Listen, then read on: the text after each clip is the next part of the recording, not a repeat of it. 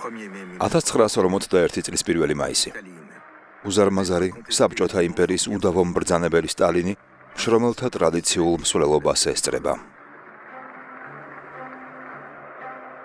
ამ დღესასწაულზე ყურადსაღებია ერთი დეტალი. ყველაზე პრესტიჟულ სტუმრებს შორის ნაცისტური უნიფორმების გამოჩენა. ჰიტლერმა მოსკოვში დელეგაცია გამოგზავნა. ეს იშვიათი კადრები ორი დიქტატორის დაუჯერებელ თანამზრახველობაზე მეტყველებს.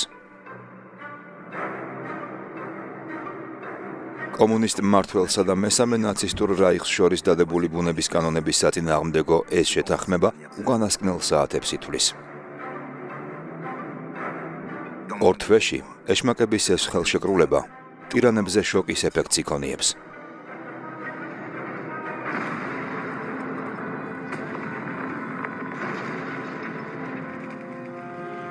ჰიტლერი და სტალინი ისტორიაში ყველაზე მომაკვდინებელი კონფლიქტის პირისპირ აღმოჩნდებიან, რომელსაც 30 მილიონი ადამიანის სიცოცხლე შეეწირება. მათგან გამარჯვებული მხოლოდ ერთი დარჩება. ტირანების ალიანსმა მსოფლიოს თავზარი დასცა და მათი დაპირისპირება კი სამუდამოდ შეცვლის მას.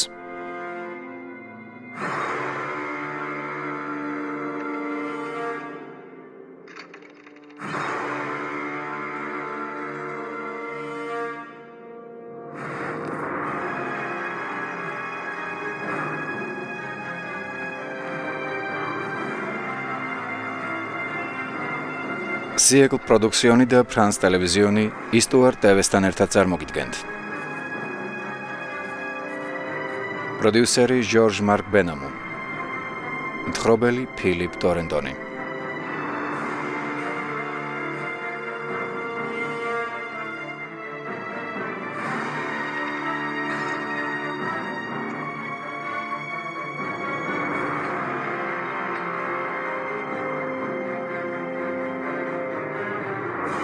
ჰიტლერი და სტალინი.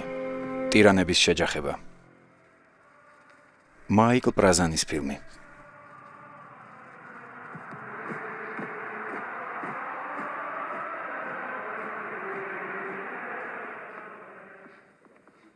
$1933 წლის 30 იანვარი ჰიტლერს რაიხის კანცლერად ირჩევენ. ფიქრობს, რომ ამ გამარჯვებას მხოლოდ საკუთარ თავს უნდა უმადლოდეს.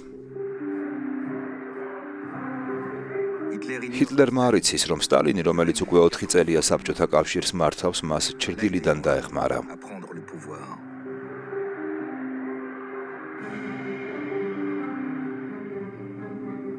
კრემლის ბატონს ფაშისტური გერმანია ურჩევნია მის წინააღმდეგ განწყობილ დემოკრატიულ ევროპას. ის კარგად აცნობიერებდა, რომ 1933 წლის არჩევნებში გერმანელი კომუნისტებისთვის მემარცხენეებთან ალიანსის აკრძალვით ჰიტლერის ხელისუფლებაში მოსვლას უწყობდა ხელს. სტალინი ცეცხლს ეთამაშება. მას არ წაუკითხავს ჩემი ბრძოლა, ფიურერის იდეოლოგიური პროგრამა, რომელიც 1925 წელს გამოქვეყნდა. არადა ჰიტლერი იქ დეტალურად აღწერს საბჭოთა კავშირზე თავდასხმისა და მისი კოლონიზაციის გეგმას.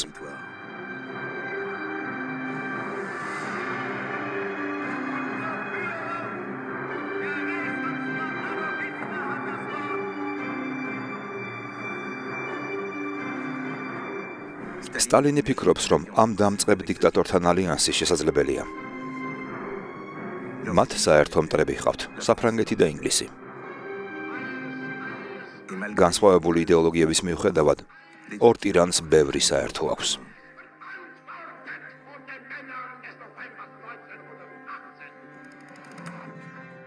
მოსიყვარულე დედების მიერ განებივრებული, მამის სიძულვილში გაზრდილი ტირანები მცირე ბურჟუაზიის ყველაზე მოკრძალებულ გარემოში დაიბადნენ. ეს არის ორი ავტოდიდაქტი, რომელთა იარაღი მუშტი და ქუჩის მღელვარება იყო.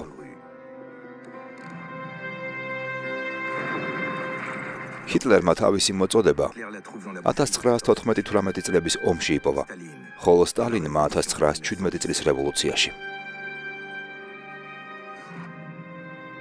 ორივე ნამდვილი ბანდის მეთაურები არიან, რომლებმაც ხელისუფლების საკვანძო თანამდებობებზე თავიანთი ხალხის დანიშვნით დიქტატურა დაამყარეს.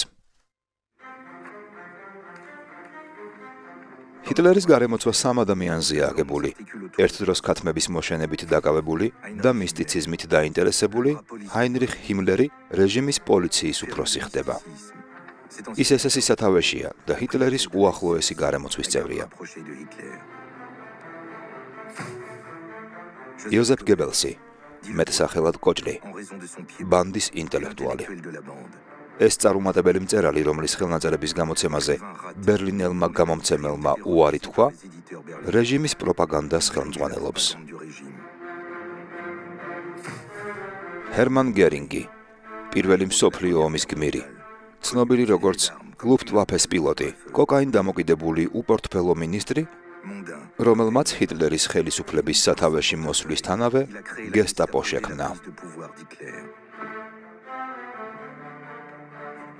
1933 წელს რეჟიმის ახლო წრე ფართოვდება და ახალი წევრები ჩნდებიან. რაინჰარდ ჰაინრიხი, არმიის არქეტიპი, რომელიც ჰიტლერს ასე ხიბლავს. ფანატიკოსი ყინულის ტემპერამენტით, რომელიც მესამე რაიხის რეპრესიების აპარატზეა პასუხისმგებელი, და მარტინ ბორმანი, რომელიც პარტიის ბიუროკრატიას აკონტროლებს და ფიურერის პირადი მდივანია.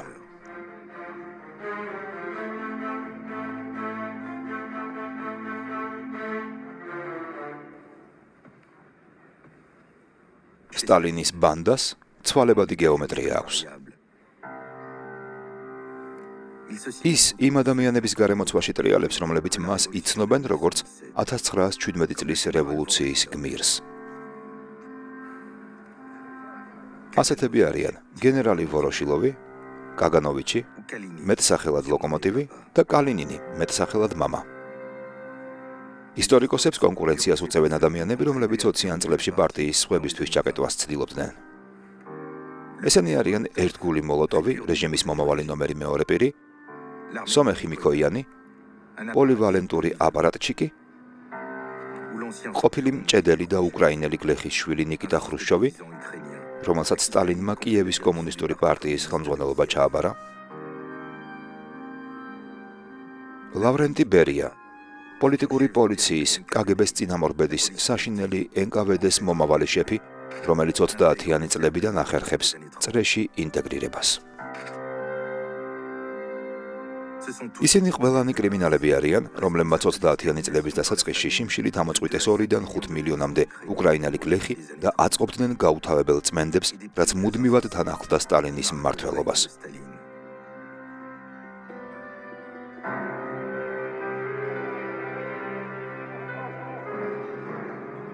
მუშაობის შემდეგ სტალინი თავის ბანდას თითქმის ყოველ საღამოს კრებს თავისი სასადილო ოთახის მაგიდის გარშემო. სტუმრები ერთმანეთს ლამაზი სიტყვების თქმაში ეპაექრებიან, რათა ტირანი გაართონ. აქ ამხანაგური ატმოსფეროა, წახალისებული არყის ეფექტით.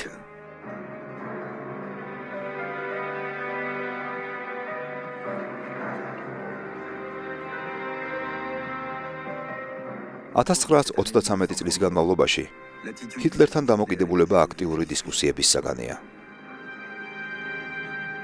ბანდის წევრები მისი ანტიკომუნიზმისა და გამოხატული მილიტარიზმის გამო შფოთავენ.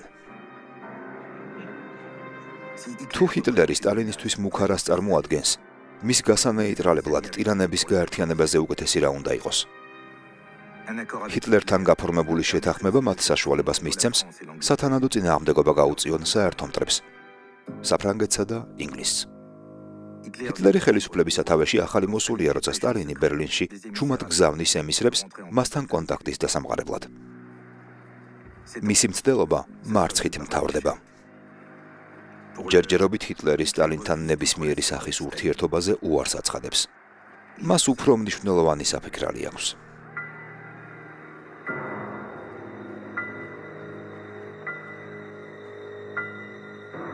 უპირველეს ყოვლისა, ფიურერმა თავისი არმია უნდა დაამშვიდოს და ძალაუფლება გაიმყაროს. ამისთვის თავიდან უნდა მოიშოროს მოიერიშე რაზმები, გასამხედროებული ორგანიზაცია, რომელიც ასე გამოადგა ხელისუფლების სათავეში მოსვლისას. იწყება ოპერაცია გრძელი დანების ღამე. 1934 წლის 30 ივნისს ჰიტლერი მოიერიშე რაზმების წევრთა განადგურების ბრძანებას გასცემს. არ დაზოგავენ არც მათ შეფს ფიურერის ერთ-ერთ პირველ თანამოაზრე ერნსტ რომს. წმენდა რამდენიმე დღე გრძელდება და მას ასეულობით ადამიანის სიცოცხლე ეძირება.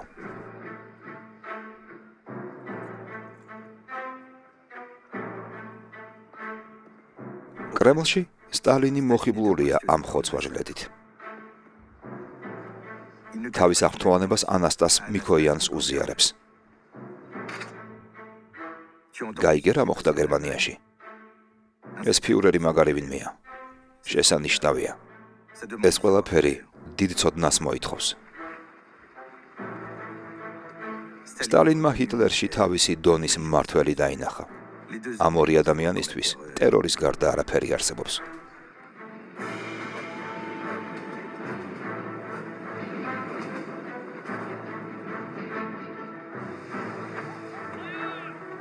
$1929 წელს ხელისუფლებაში მოსვლის შემდეგ კრემლის მბრძანებელი სპეციალური ბანაკების გულაგების სისტემას ავითარებს და მუშათა კლასის მტრად შერაცხულ ასობით ათას ადამიანს თავისი იმპერიის ნაპირებზე ასახლებს.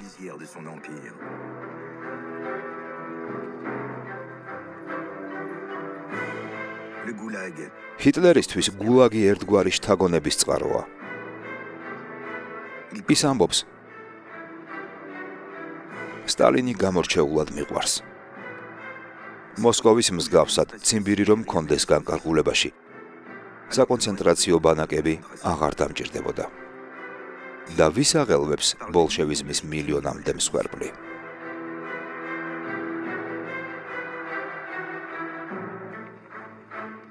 $1933 წლის გაზაფხულზე ხელისუფლების სათავეში მოსვლიდან რამდენიმე თვეში ჰიტლერი კომუნისტების, ბავარიელი ებრაელების და დემოკრატების წინააღმდეგ დაუნდობელ რეპრესიებს იწყებს. ისინი ორანიენბურგის და დახაუს ბანაკებში გადახავთ.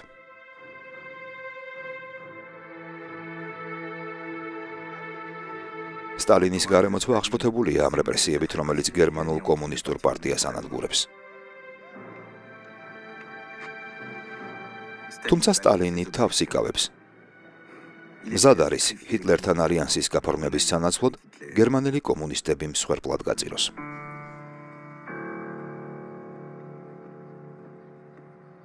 მაგრამ როგორ დაარწმუნოს ფიურერი, რომელიც აქამდე მასთან ყველანაირ დიალოგზე უარს აცხადებდა? სტალინმა ხარკი უნდა გადაიხადოს. მან კარგად იცის ჰიტლერის აკვიატებული ანტისემიტიზმის შესახებ. პარტიის გაზეთის „პრავდას“ ებრაელ რედაქტორს ბრძანებას აძლევს სტატიები რუსული ფსევდონიმებით წერონ, რადგან ჰიტლერის გაღიზიანება არ სჭირდება.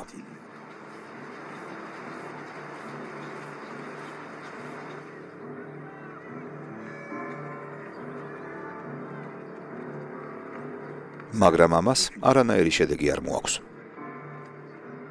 1936 წელს სტალინის მხრიდან დაახლოების ახალი მცდელობების მიუხედავად, ჰიტლერს არაფრის გაგონება არ სურს.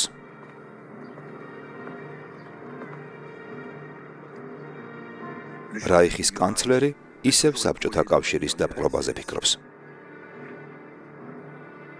და მალე მას კრემლის მბრძანებლის შესუსტების შესაძლებლობა მიეცემა. 1936 წლის ზაფხულში ამბიციურ რაინჰარდ ჰაიდრიხს ჰიტლერისთვის სენსაციური ამბავი მოაქვს. მოსკოვში სტალინის წინააღმდეგ შეთქმულება მზადდება. წითელი არმიის ყველაზე ბრწყინვალე მარშალი მიხეილ ტუხაჩევსკი სათავეში უდგება სამხედროების ჯგუფს, რომელსაც სტალინის ჩამოგდება აქვთ გადაწყვეტილი. არის კი მზად ჰიტლერის შეთქმულების მხარდაჭერისთვის. ყოყმანობს. მოსკოვის პუტჩმა შეიძლება მის გენერლებს არასასურველი აზრები გაუჩინოს. ჰაიდრიხი ალტერნატივას თავაზობს. თუ საბჭოთა კავშირი უნდა დავიპყროთ, პირველ რიგში მისი არმია მეთაურის გარეშე უნდა დავტოვოთ. ამისთვის კი საკმარისი იქნება სტალინს მარშალ ტუხაჩევსკის ღალატის შესახებ შევატყობინოთ. ჰიტლერი თანახმაა. ჰაიდრიხი საბჭოთა ოფიცრის წინააღმდეგ მასალებს ამზადებს.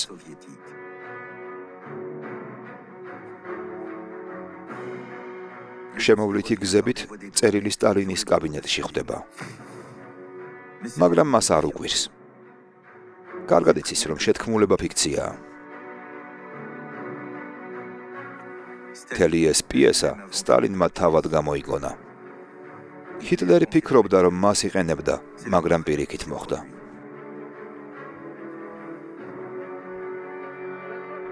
სინამდვილეში სტალინს ტუხაჩევსკის მოკლა უნდოდა.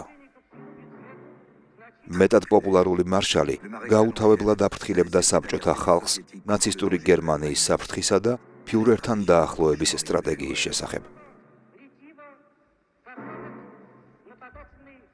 კრემლის მბრძანებელი თავისი მარშლის დისკრედიტირებას ცდილობდა. ჰიტლერმა კი ის ლანგრით მიართვა.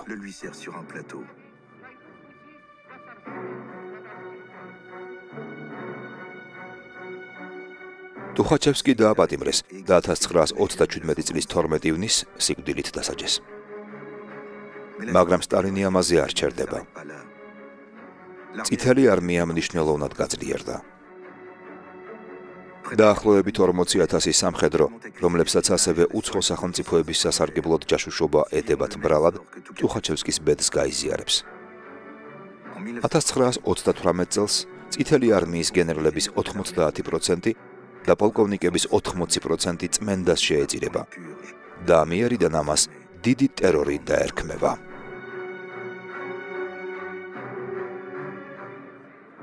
ჰიტლერი სასტიკ ზომებს ელოდებოდა, მაგრამ სტალინის მიერ განხორციელებული რეპრესიების მასშტაბები ნამდვილად აოცებს. ის დაცვის წევრებთან აცხადებს. სტალინი მთლად ნორმალური არ არის. ეს ის საფრთხეა, რომელიც თავიდან უნდა ავირიდოთ, როცა ამის დრო დადგება. 1937 წლის 22 დეკემბერს ფიურერთან საუბრის შემდეგ გებელსი თავის დღიურში წერს.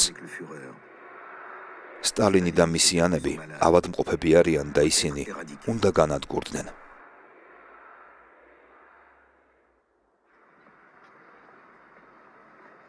მაგრამ საბჭოთა კავშირის დაპყრობა ჯერ დღის წესრიგში არ დგას. ჰიტლერის პრიორიტეტი და მისი აკვიატება ებრაელები არიან. ნიურნბერგის რასობრივი კანონების თანახმად ისინი უკვე გარიყული არიან საზოგადოებისგან.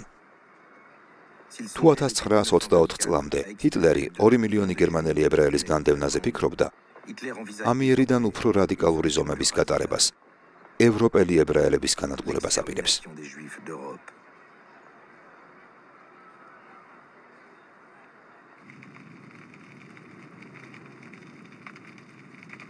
და აი ბროლის ღამეც. 1938 წლის 9-10 ნოემბრის ღამით გერმანიაში ფართომასშტაბიანი პოგრომი ტარდება, რასაც 2000-დან 2500-მდე ებრაელის სიცოცხლე ეწირება. ცეცხლის აალში ეხვევა 200 სინაგოგა. ნადგურდება 7700 კომერციული ობიექტი. აკავებენ 30,000 ადამიანს და ასახლებენ, როგორც აქ, ბუხენვალდის საკონცენტრაციო ბანაკში. ჰიტლერს პირველ რიგში საზოგადოების რეაქცია და მისი უცხოელი მტრების შეფასება აინტერესებს. გუშინ მთელ გერმანიას ანტისემიტიზმის ტალღამ გადაუარა. პოგრომი გრძელდება. თუ ეს განაჩენი მთელ მსოფლიოში გავრცელდება, ვერც ერთი სანქცია ვერ შეაჩერებს გერმანელი ებრაელების რეპრესიებს. სტალინი ერთ სიტყვასაც არ ამბობს ბროლის ღამის დასაგმოვად.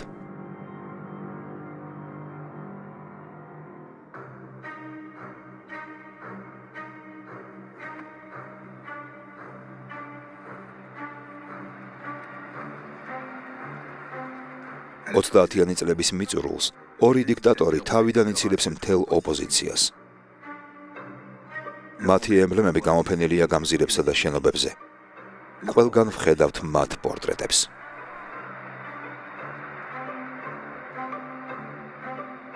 შეუძლიათ მშვიდად დატკბდნენ საკუთარი ნარცისიზმით.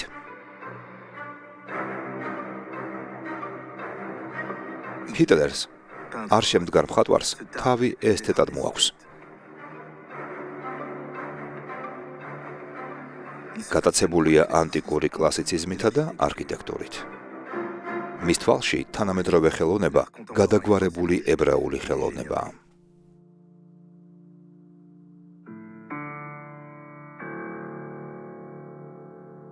არქიტექტორ ალბერ შპეერთან ერთად საათობით იკეტება კაბინეტში თავისი ფარაონული პროექტების გეგმებისა და მაკეტების შესასწავლად.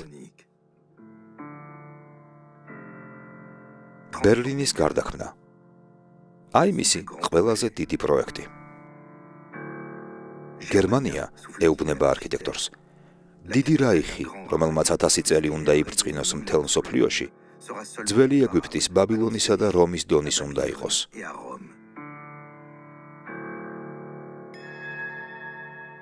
ჰიტლერი შპეერს საკუთარ ესკიზებს სთავაზობს, რომლებიც თავად დახატა, კერძოდ გიგანტური პანთეონის ესკიზს, რომლის სიმაღლე გუმბათიანად 274 მეტრს აღწევს. სერიოზული არქიტექტურული მინუსების მიუხედავად, ფიურერს სურს მისი ოცნება რეალობად იქცეს.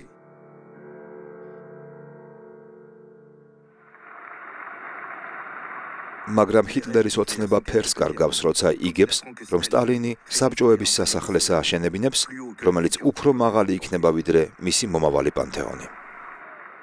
მოიცადეთ, სანამ ტაშს დაუკრავთ. თქვენ ხომ არიცით, რას ვიტყვი? მოსკოვის მეტროპოლიტენის მშენებლობის წარმატებული სამუშაოებისთვის ჰიტლერის მსგავსად, საბჭოთა დიქტატორიც განდიდების მანიით არის შეპყრობილი. მასაც სურს თავისი დედაქალაქის გარდაქმნა. რეჟიმის არქიტექტორის სიმულაციები წარმოგვიდგენს ფუტურისტულ ქალაქს, რომელიც არაფრით ჩამოუვარდება ფრიც ლანგის მეტროპოლისს.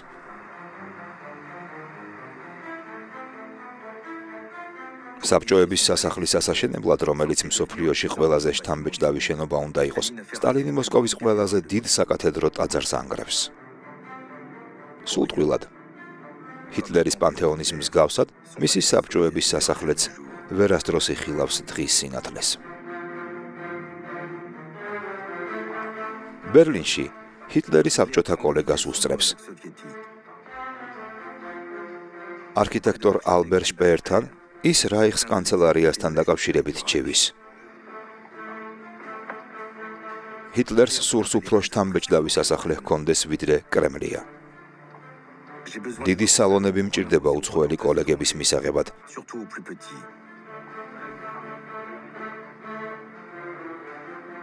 მნიშვნელობა არ აქვს რა ეღირება. თავარია სწრაფად აშენდეს და ამის მიუხედავად მყარი იყოს.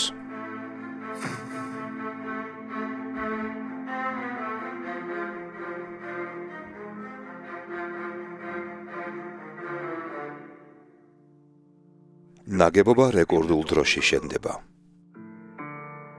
მშენებლობაზე 4000 მუშა დღე-დაღა მუშაობდა.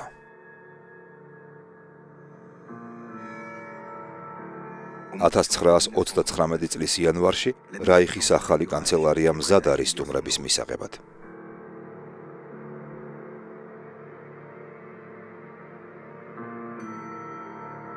აქ ყველაფერი უზარმაზარია. ყველა კარი სამჯერ მაღალია ვიდრე რაციონალური ზომის შენობაში. ფიურერის კაბინეტი საფეხბურთო მოედნის ზომისაა.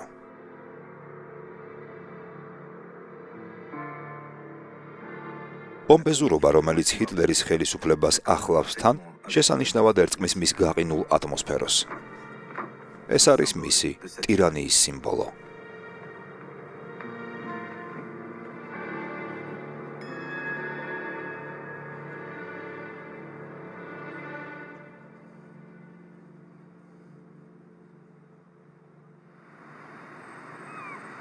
ეს სამუშაოები კოლონიური ოპერაციების პარალელურად მიმდინარეობს. ორი დიქტატორი ამაში საკუთარი ტერიტორიების გაფართოების გზას და საკუთარი ძალაუფლების უკდავყოფის შესაძლებლობას ხედავს. სტალინი გულაგების პატიმრებს იყენებს თავისი იმპერიის ყველაზე მტრული რეგიონების დასასახლებლად და იქიდან ბუნებრივი სიმდიდრეების ამოსაღებად. უფრო კონკრეტულად, საქმე ეხება აღმოსავლეთ ციმბირს, სადაც ოქროს ყველაზე მნიშვნელოვანი საბადოებია თავმოყრილი. მუშახელზე გაზრდილი მოთხოვნის დასაკმაყოფილებლად დაკავებები ფართო მასშტაბებს იძენს და საბჭოთა კავშირის ყველა ქალაქში მიმდინარეობს. პატიმრები რუსეთის საზღვრებთან გადაჰყავთ და მონურ პირობებში ამუშავებენ.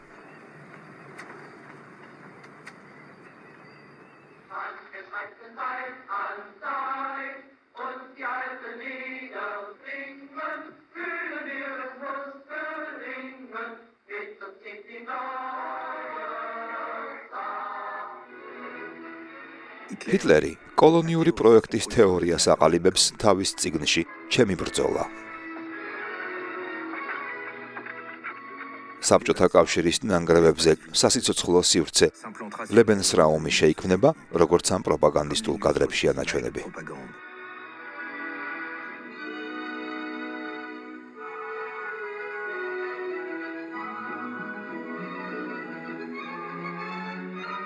რუსეთში არიული რასების ექსპანსია აუცილებელს გახდის არასასურველი მოსახლეობის განადგურებას.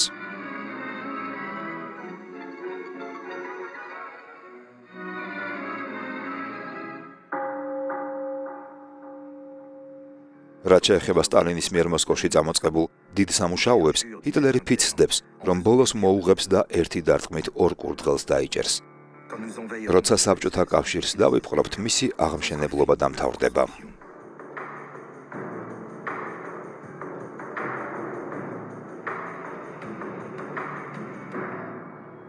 ამასობაში ჰიტლერის ამბიციაა დიდი გერმანია აღადგინოს.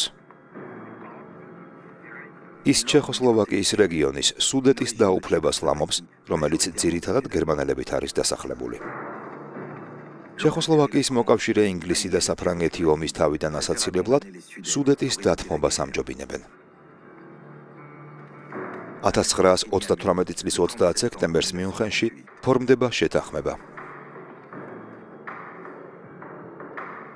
სტალინი მოლაპარაკებებზე არც კი მიუწვევიათ.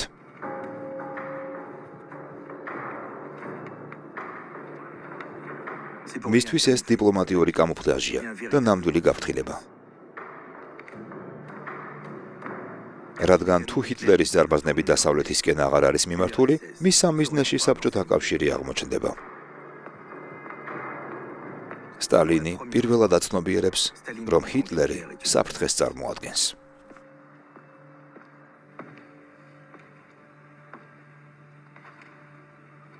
წიგნის გამოქვეყნებიდან 10 წლის შემდეგ, როგორც იქნა გადაწყვეტილებას იღებს ათარგმნინოს ჩემი ბრძოლა.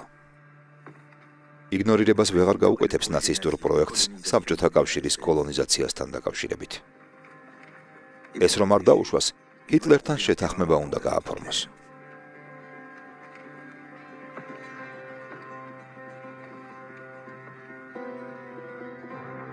ბანდა სასწრაფო წესით იკრიბება. სასადილო ოთახის მაგიდასთან პოლიტბიუროს ძირითადი წევრების ხედან. კაგანოვიჩი, მოლოტოვი, ჟდანოვი, ვოროშილოვი და მიქოიანი. სტალინი გაბრაზებულია. ბრიტანელებს და ფრანგებს უნდათ ჰიტლერს საბჭოთა კავშირზე თავდასხმისკენ უბიძგონ. როგორ ნერვიულობენ მისი ამხანაგები. როგორ მე უნდა მოვახერხოთ, რომ ჰიტლერი თავად დაჯდეს მოლაპარაკებების მაგიდასთან, პასუხობს სტალინი.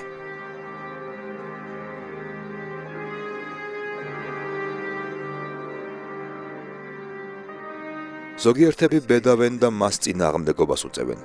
აქტიური დისკუსია იმართება.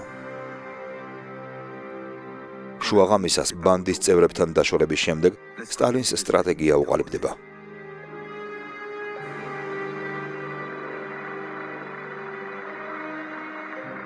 1939 წლის 10 მარტს კომუნისტური პარტიის რიგით მე-18 ყრილობაზე ყველას გასაოცრად სტალინი ჰიტლერს ეპირფერება.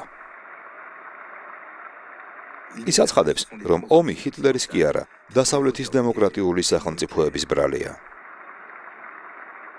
მშვიდობიან ადამიანად წარმოდგენილ რაიხის კანცლერს ყველანაირი პასუხისმგებლობა ეხსნება.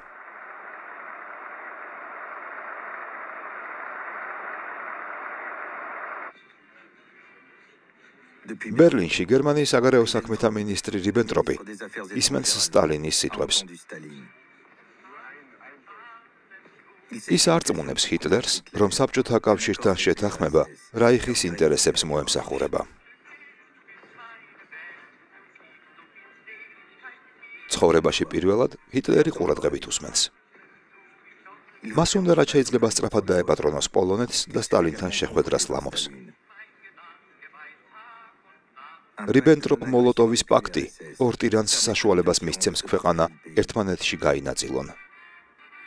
ნიადაგი მოვსინჯოთ და ვნახოთ რა გამოვა, აცხადებენ ისინი.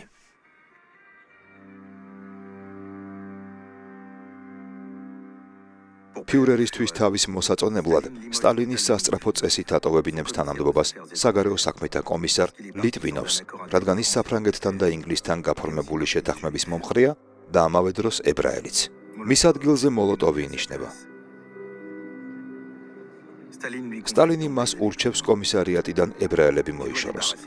გამიწმინდა ეს სინაგოგა, ამბობს ის. 1939 წლის ზაფხულში 6 წლიანი უშედეგო მცდელობების შემდეგ სტალინი ხედავს, რომ ძალისხმევა დაუფასდა და როგორც იქნა, ორ ტირანს შორის კონტაქტი დამყარდა.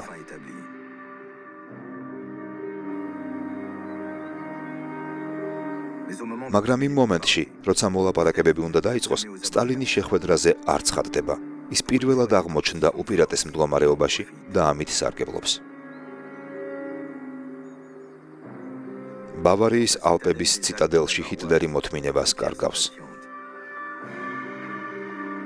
პოლონეთის დაპყრობა ზამთრის დადგომამდეა დაგეგმილი და თავისუფლად მოქმედებისთვის სასწრაფოდ სჭირდება სტალინთან შეთანხმების გაფორმება.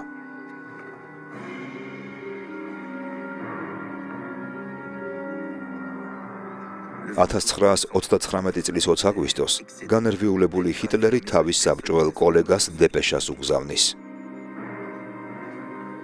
ამ დეპეშით სთხოვს მიიღოს რიბენტროპი.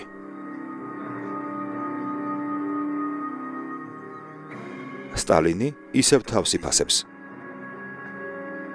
მეორე დღეს ელოდება, რათა ჰიტლერს შეატყობინოს, რომ შეხვედრაზე თანახმაა.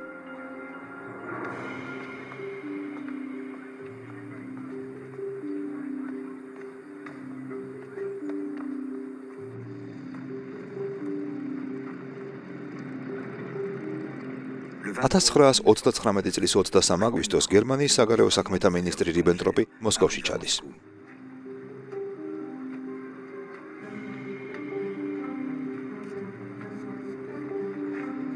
კრემლში მოლოტოვის გარდა არავინ არაფერი იცის.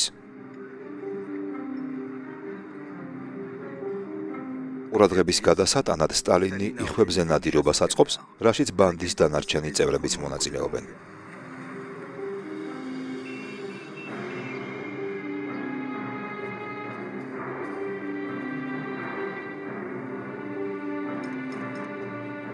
რიბენტროპს პირადად მოლოტოვი და სტალინი იღებენ. ჰიტლერის ანტიკომუნისტური გერმანია და სტალინის ანტიფაშისტური რუსეთი ერთმანეთს კარგად უგებენ. მოლოტოვ-რიბენტროპის პაქტი რეკორდულ დროში ფორმდება, მაგრამ ის საიდუმლო პროტოკოლს შეიცავს. ჰიტლერის გეგმის თანახმად, პოლონეთის დაპყრობის შემდეგ ორმა დიქტატორმა ტერიტორია ერთმანეთში უნდა გაინაწილონ. სტალინი კი ბალტიისპირეთის ქვეყნების დაუფლებას შეძლებს. შეთანხმება გაფორმებულია, ხსნიან შამპანურს და მიირთმევენ არაყს.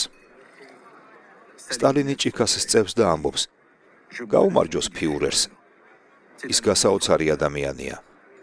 წლების განმავლობაში ერთმანეთს ბევრი ჩირქი მოვცხეთ.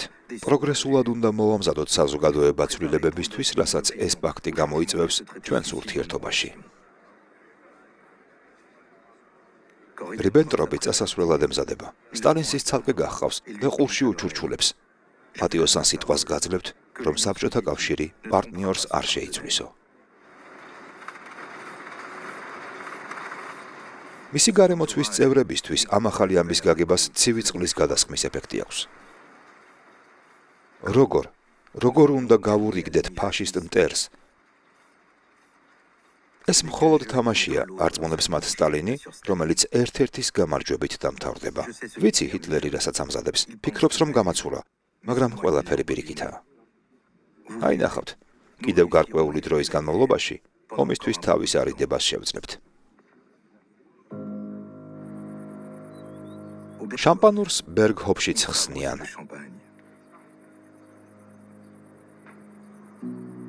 ტერასიდან მისი ამალა ავსტრიის მთებში მზის ჩასვლას აკვირდება.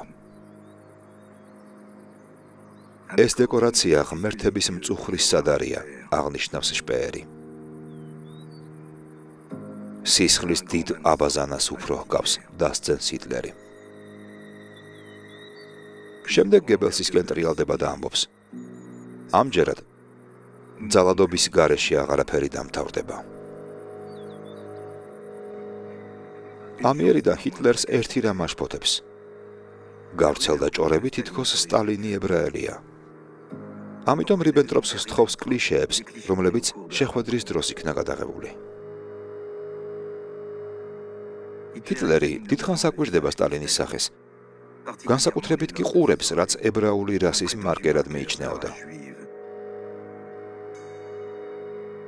ბოლოს იმ დასკვნამდე მიდის, რომ სტალინს ყურები მათნაირი არ აქვს.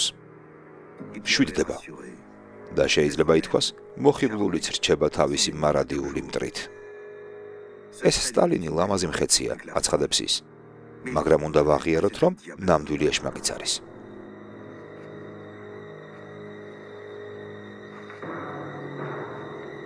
ფიურერი გახარებულია. ახლა მას პოლონეთისგან აღარაფერი აშორებს.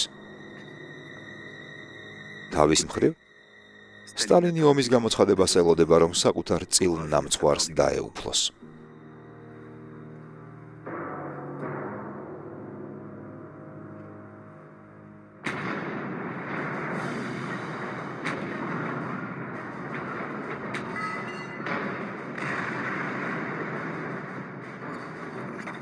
(1939 წლის 1 სექტემბერს ვერმახტი პოლონეთში შედის. ჰიტლერმა მიუნხენის შეთანხმება დაარღვია. ამჯერად საფრანგეთი და ინგლისი მოკავშირე პოლონეთს აღარ მიატოვებენ და გერმანიას ომს უცხადებენ. ეს მეორე მსოფლიო ომის დასაწყისია.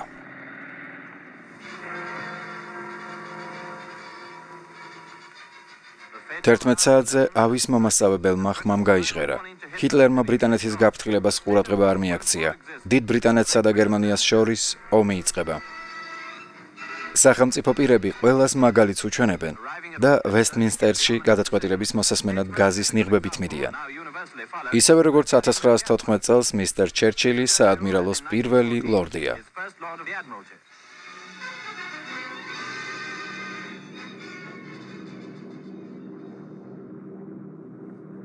ჰიტლერი თავზარდაცემულია. საფრანგეთისა და დიდი ბრიტანეთის მხრიდან ასეთ რეაქციას არ მოელოდა.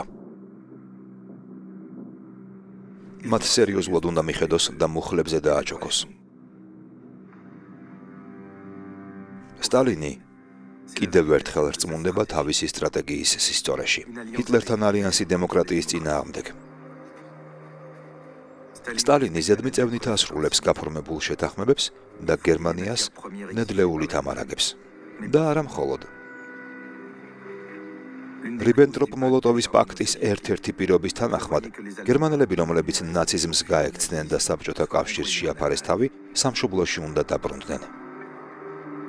საბჭოთა კავშირი რაიხს 60,000 ლტოლვილს უბრუნებს, ძირითადად ებრაელებს, როცა ჰიტლერი მხოლოდ 20,000-ის დაბრუნებას ითხოვდა. გერმანიაში დაბრუნებულებს ყველას სიკვდილით სჯიან. ფიურერი მის სასარგებლოდ დაწერილ სტატიას ნახულობს საბჭოთა ყოველდღიურ გაზეთში „იზვესტია“. მშვიდობა თუ ომი. სტალინმა ეს სტატია თავისი ხელით ხომ არ დაწერა. ყოველ შემთხვევაში, ამბობს გებელსი, აქამდე რუსები ყველა პირობას ასრულებდნენ.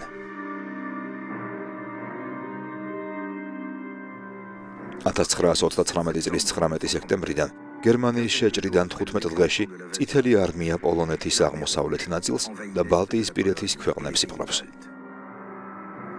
მოკლე დროში დამარცხებული პოლონეთი დანაწევრებული, გაძარცვული და გაჟლეტილია. ორივე ბანაკში ძლიერდება საბჭოთა გერმანული ურთიერთობების დატკბობის პროპაგანდა. ძველი მტრები ერთმანეთს საზღვარზე ხვდებიან, გავლენის ზონებს თავიდან ინაწილებენ, ერთმანეთს უღიმიან და ხელს ართმევენ. ერთობლივი სამხედრო წვრთნები ვერმახტისა და წითელი არმიის ელემენტებით პოლონეთის საზღვრებთანაც ჩატარდა.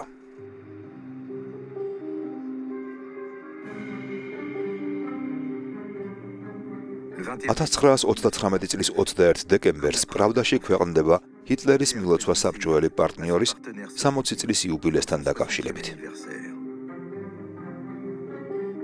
სტალინი მას მალევე პასუხობს შემდეგი სიტყვებით: სისხლით გამყარებული საბჭოთა გერმანული მეგობრობა ხანგრძლივი და მყარი იქნება.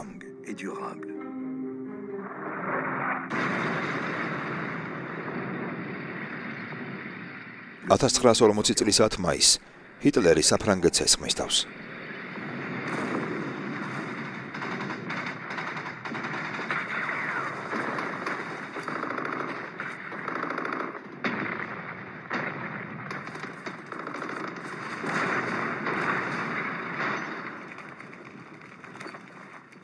ექვსკვირიანი ბრძოლების შემდეგ საფრანგეთი მსოფლიოში ერთ-ერთი უძლიერესი სახელმწიფო კაპიტულაციას აცხადებს.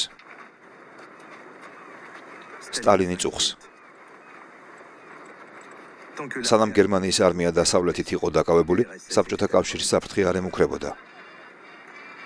საფრანგეთზე ასეთ სწრაფ გამარჯვებას კი შეიძლებოდა ჰიტლერი წაეხალისებინა, ისევ აღმოსავლეთზე გადაეტანა ყურადღება და თავს დასხმოდა მას.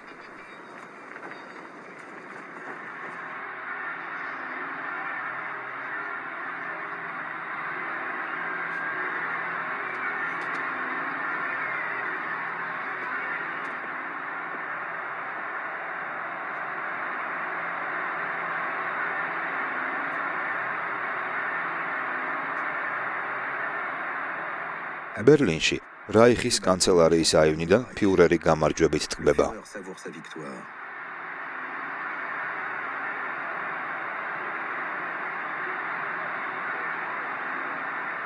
ინგლისის კაპიტულაცია არ გამოუცხადებია. ის ლუფტვაფეს საჰაერო დაბომბებით არის განადგურებული და მუქარას აღარ წარმოადგენს. ჰიტლერს შეუძლია თავისუფლად აღმოსავლეთის დაპყრობის გეგმის განხორციელებაზე გადავიდეს.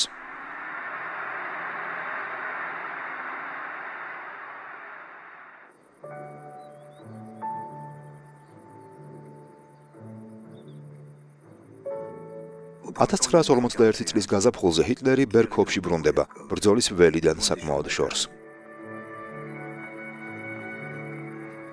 ნაცისტი მმართველების მცირე საზოგადოება მას ოჯახებთან ერთად ხვდება.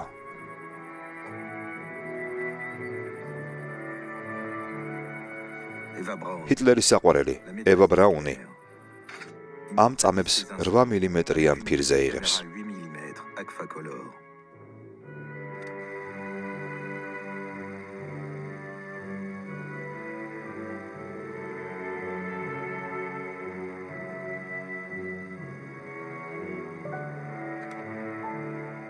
ფიურერი თავის გერმანულ ნაგაზთან, ბლონდისთან ერთად ისვენებს, მაგრამ უარს აცხადებს გადაიღონ თავის საყვარელ ძაღლთან, შავ შოტლანდიურ ტერიერთან ერთად, რადგან ის ქალებს უფრო შეეფერება ვიდრე მისი მდგომარეობის ადამიანს. თავისუფლებას ვერ მივცემ ნაგაზის გარდა სხვა ძაღლთან ერთად გამოჩნდე საზოგადოებაში. დიდიდან სასაცილომდე ერთი ნაბიჯია, თავს იმართლებს ჰიტლერი.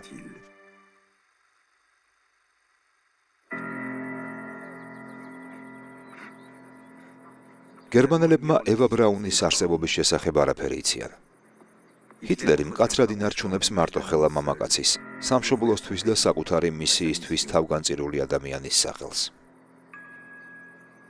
ფიურერი ევა ბრაუნის ათლეტურ სხეულს აფასებს, მაგრამ სძულს მისი ინტელექტი.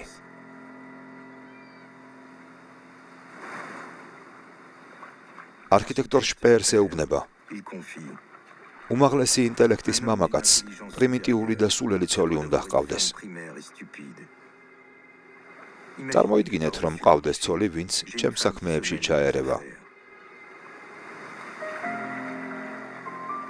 ყველაფრის მიუხედავად, ფიურერი თავის საყვარელზე მიჯაჭვულია, მაგრამ მის შეყვარებას ვერ ახერხებს.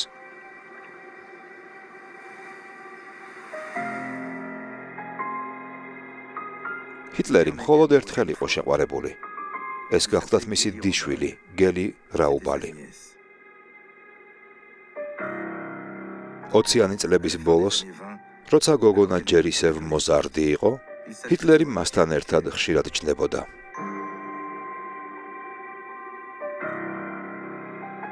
მაგრამ საქმე იქამდე მივიდა, რომ ჰიტლერის ეჭვიანობამ გელი გაანადგურა.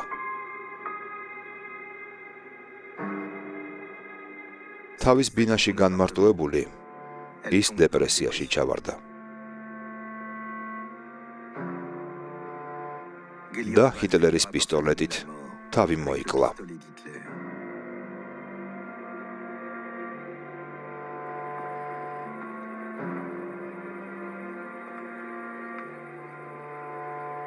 ამ საღამოს ბერგჰოფის ტერასაზე ჰიტლერი იმ მწუხარე კავშირზე ხომ არ ფიქრობს, რომელიც მას და სტალინს აერთიანებთ.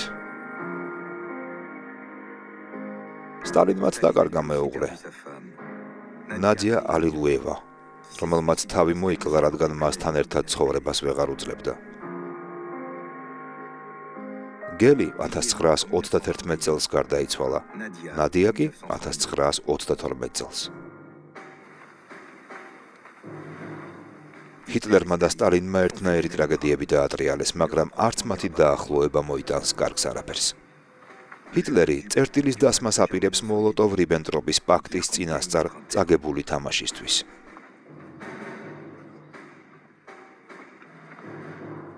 (1941 წლის 30 მარტს ჰიტლერი რაიხის არმიის მთავარსარდალს ეუბნება.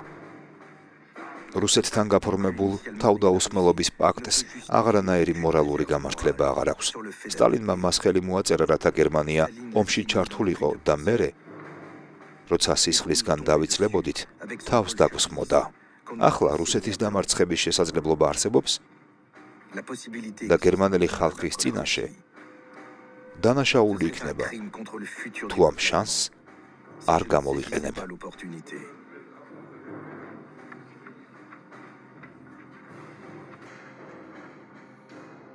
ჰიტლერს საბაბი აქვს თავისი სიტყვების სჯეროდეს.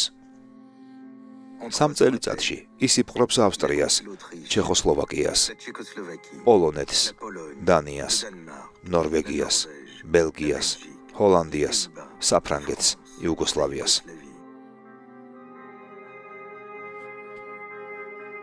საკუთარ შესაძლებლობებში წამითაც არ ეპარება ეჭვი და დარწმუნებულია, რომ საბჭოთა კავშირს გასრეს, რაზეც 20-იანი წლებიდან ოცნებობს. სტალინი ჰიტლერს ხანგრძლივ მშვიდობაზე დაენაძლევა. გამოფხიზლება ძალიან მძიმე იქნება. ჰიტლერმა ფსონი მოულოდნელობის ეფექტზე გააკეთა და ეს მართლაც სრული მოულოდნელობაა. საბჭოთა კავშირში შეჭრის ოპერაცია სახელწოდებით ბარბაროსა 1941 წლის 22 ივნისს გამთენიისას დაიწყო.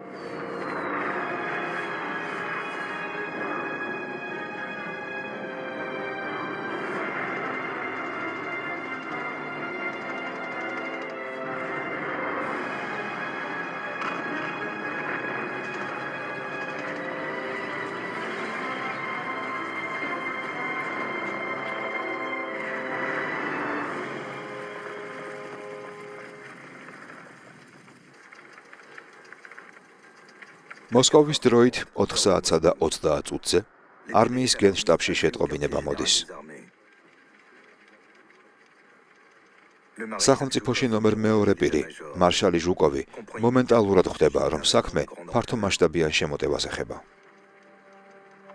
აგრაგზე მყოფ სტალინს ურეკავს და ეუბნება. გერმანია თავს დაგვესხა. წინააღმდეგობას ვერ გავუწევთ.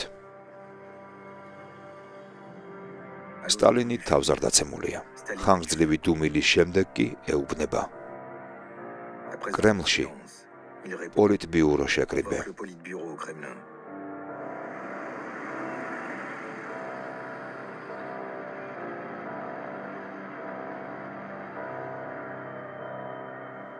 ხუთ საათსა და 45 წუთზე ეს ჩაფსკვნილი შუშის თვალებიანი ადამიანი ერთგულ თანამებრძოლებს შორის იკავებს ადგილს.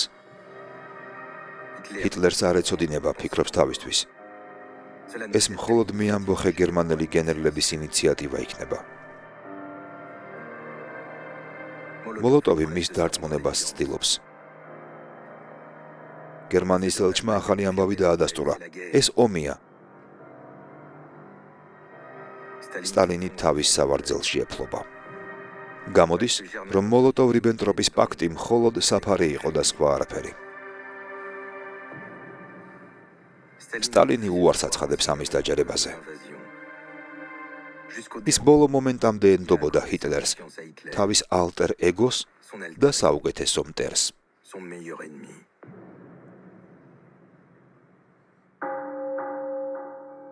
სინამდვილეში გერმანიის შეტევა სულაც არ იყო მოულოდნელი. 1940 წლის 29 დეკემბერს საბჭოთა უშიშროებამ სტალინს ჰიტლერის მიერ ხელმოწერილი 21 დირექტივის შინაარსი გააცნო.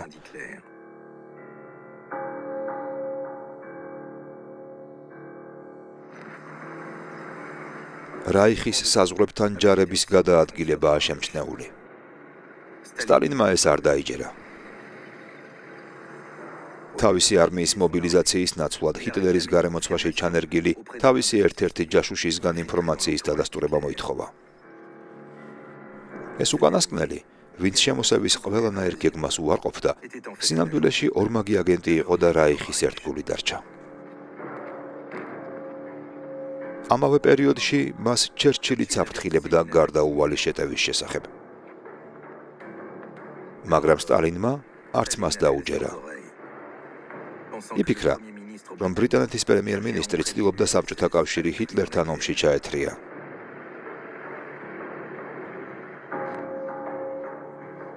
არადა ჩერჩილის გაფრთხილება მარშალმა ჟუკოვმაც დაადასტურა.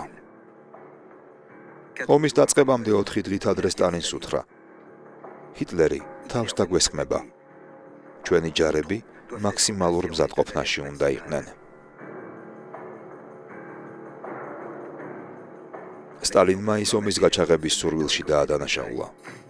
ჩათვალა, რომ ჩინმენდლების მიღება უნდოდა და საშინლად გაცხარდა. ჩვენი შეშინება გინდა. უნდა გესმოდეს, რომ გერმანია რუსეთს მარტო არასდროს დაესხმება თავს.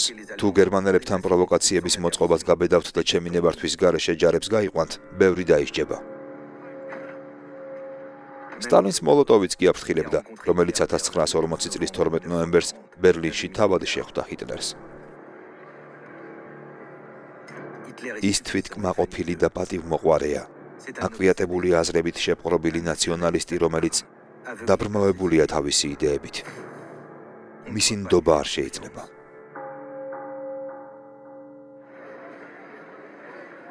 სტალინის ქალიშვილი სვეტლანა ამას მოგვიანებით დაადასტურებს.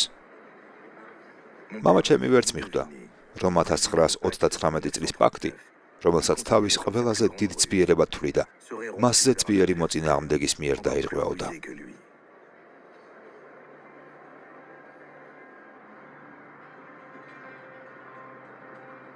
გერმანიის შემოტევის პირველ დღეს, 1941 წლის 22 ივნისს, კრემლის მაგდის გარშემო მძიმე ატმოსფეროა. გაგვიჭირდება, წამოიყვირებს სტალინი. საბჭოთა კავშირი უკანასკნელ საათებს ითვლის. 1927-38 წლებში დიდი ტერორის შედეგად განადგურებული წითელი არმია წვრთნისა და აღჭურვილობის ნაკლებობას განიცდის და გერმანელების თავდასხმას წინააღმდეგობას ვერ გაუწევს. მის ფეხზე დაყენებას 2 წელი მაინც დასჭირდება, ამტკიცებს ჟუკოვი.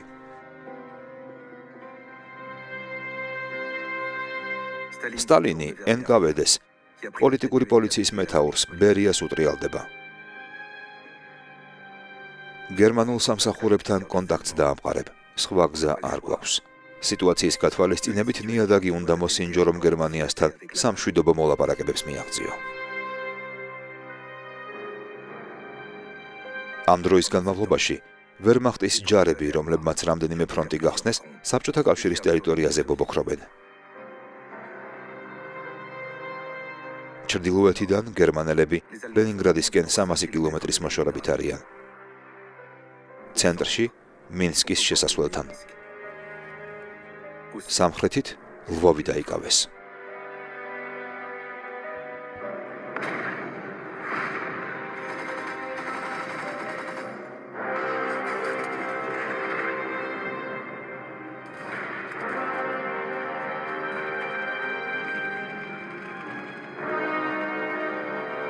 უპრეცედენტო ქაოსში წითელი არმია უკან იხევს.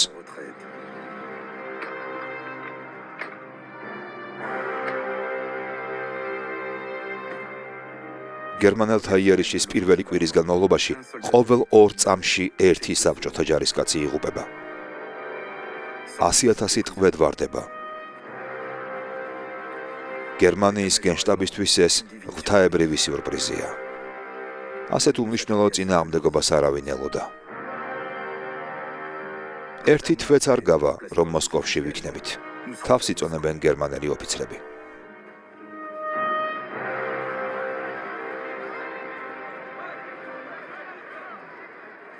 ჰიტლერი ზეიმობს. მისი პროექტი აღმოსავლეთის კოლონიზაციასთან დაკავშირებით სულ მალე რეალობად იქცევა. მას არავისთვის უღალატია, ყველაფერი მის წიგნში ეწერა. მშვიდობით დამყარების კუთხით ბერიას მცდელობა უშედეგოდ მთავრდება. ჰიტლერს მორჩილი რუსეთი არ სჭირდება. სურს იქაურობა ფერფლად აქციოს.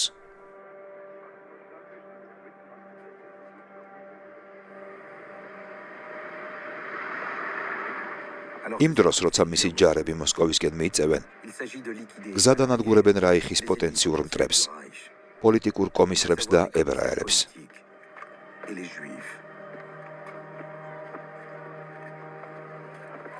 აირას ამბობს ვერმახტის ოპერაციების მეთაური გენერალი იოდლი. სამხედრო კამპანია უფრო მეტია, ვიდრე შეიარაღებული კონფლიქტი. ეს ორი ანტაგონისტური იდეოლოგიის დაპირისპირებაა. ბოლშევიკური ინტელიგენცია განადგურდება.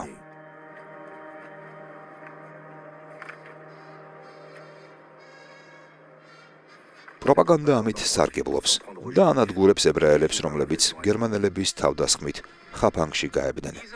ამ ბარბაროსულ ურდოებს, ძირითადად ებრაელებს, დავალება ჰქონდათ ფერფლად ექციათ გერმანული ქალაქები და სოფლები. შეიძლებოდა მათ ჩვენიანები ამოეხოცათ და სისხლის გუბეები დაეყენებინათ. მაგრამ ფიურერმა და მისმა გაბედულმა ჯარისკაცებმა გერმანია ამ სასიკვდილო საფრთხისგან იხსნეს. შეხედეთ ამ უმსგავს არსებებს, სისხლს მოწყურებულ მტაცებლებს, ჩერჩილის ღირსეულ მოკავშირეებს და მის პლუტოკრატების ბანდას.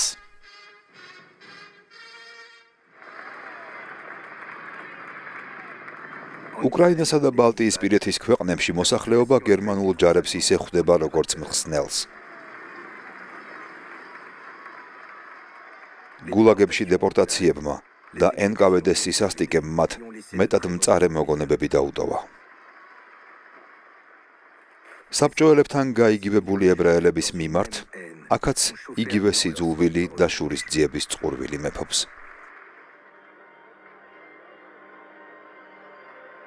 ვერმახტის შემოსვლიდან მალევე ებრაელების წინააღმდეგ პოგრომები ჩაღდება ვილნიუსში, კაუნასში, რიგაში, კიევსა თუ ლვოვში.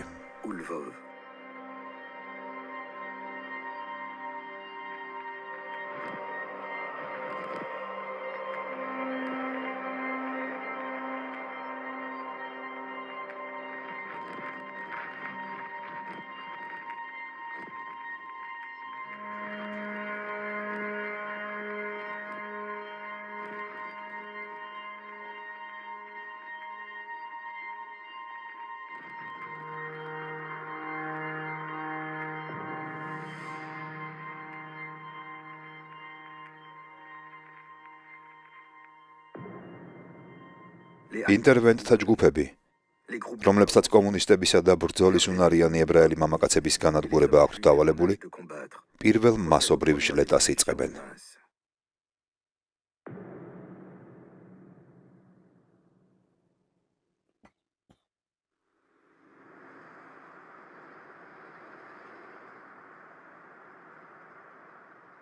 ამხანაგებო, მოქალაქეებო,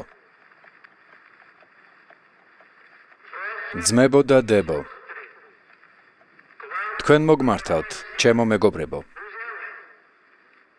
1941 წლის 3 ივლისს გერმანელთა შემოტევის შემდეგ პირველად სტალინის საბჭოთა ხალხს რადიოთი მიმართავს.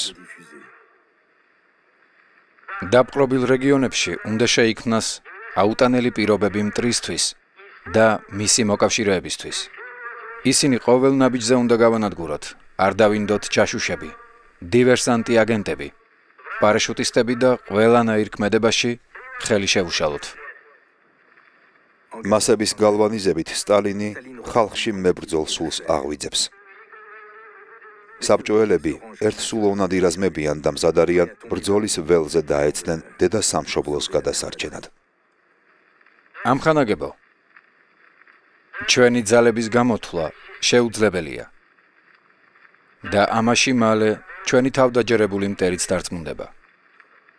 მთელი ადამიანური ძალები მტრის გასანადგურებლად და გასაფანტად წინ გამარჯვებისკენ.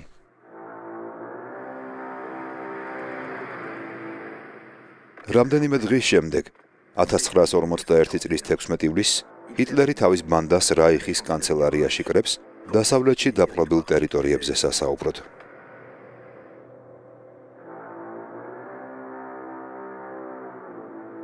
პრინციპულად უნდა დავჭრათ ეს უზარმაზარი ნამცხვარი ჩვენი საჭიროებების შესაბამისად. პირველ რიგში ძალაუფლების, შემდეგ გაბატონების, ადმინისტრირების და ბოლოს ექსპლუატირების მიხედვით. ამის მისაღწევად საჭიროა ყველა დავხოცოთ, ვინც გაბედავს და ირიბად შემოგხედავს.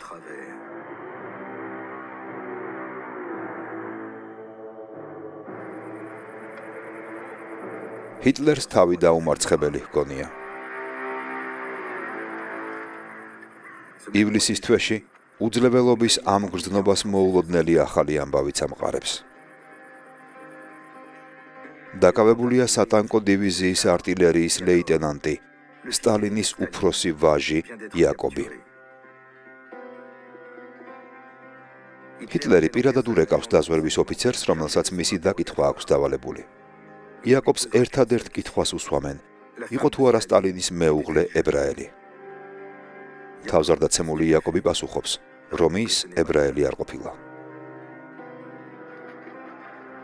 სტალინის შვილის სიტყვედ ჩავარდნას ღალატად მიიჩნევს. უმცროს ვაჟთან ვასილთან სტალინი აღშფოთებას ვერ მალავს. სულელმა თავიც კი ვერ მოიკლა.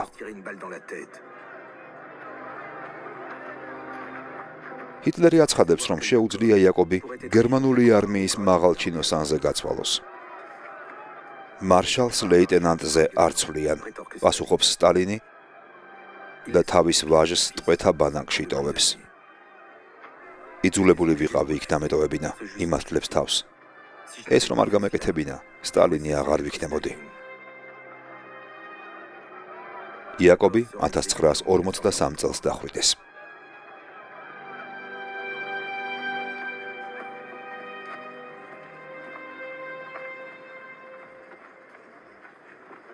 (1941 წლის ზაფხულში გერმანული ჯარებისთვის ნაბრძანები ებრაელების გენოციდი ისევ ძალაში რჩება.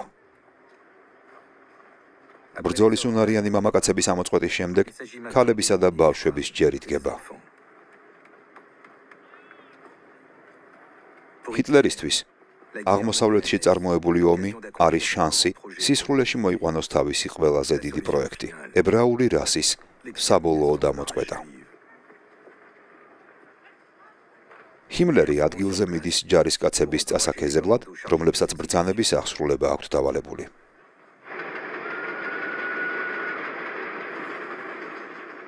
სექტემბერ-ოქტომბერში ჰიტლერი ღიად საუბრობს მიმდინარე გენოციდის შესახებ. არსებობის კანონი გულისხმობს მუდმივ განადგურებას, რათა საუკეთესოებმა შეძლონ ცხოვრება, აცხადებს ის.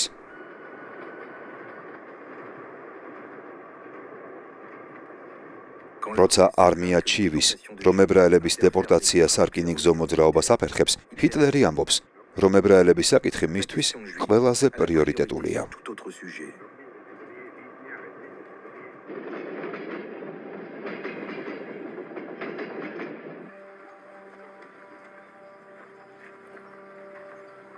მგლის ბუნაგში, აღმოსავლეთი პრუსიის შტაბ-ბინაში, ჰიტლერი დასძენს.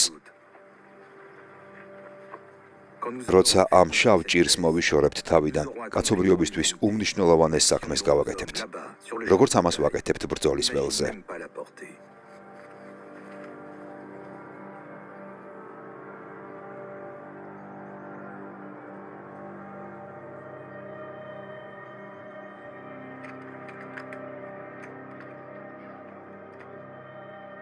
ხოცვა ჟლეტა სწრაფი ტემპით მიმდინარეობს.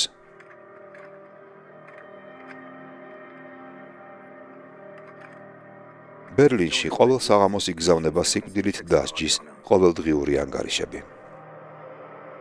ჰიტლერი ამ ანგარიშებს კმაყოფილებით ათვალიერებს.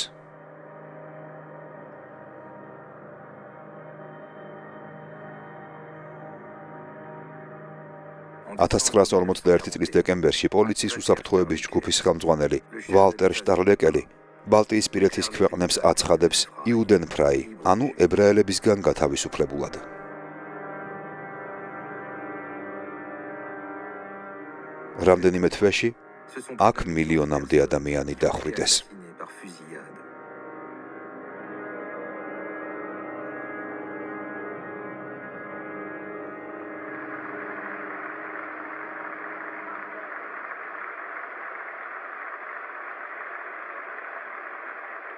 სტალინისთვის ებრაელების გენოციდი შანსია, რომელიც ხელიდან არ უნდა გაუშვას და ანტიფაშისტური ბრძოლით მოაგვაროს თავისი საქმეები, რომლებსაც მოლოტოვ-რიბენტროპის პაქტის დარღვევით მიადგა ზიანი.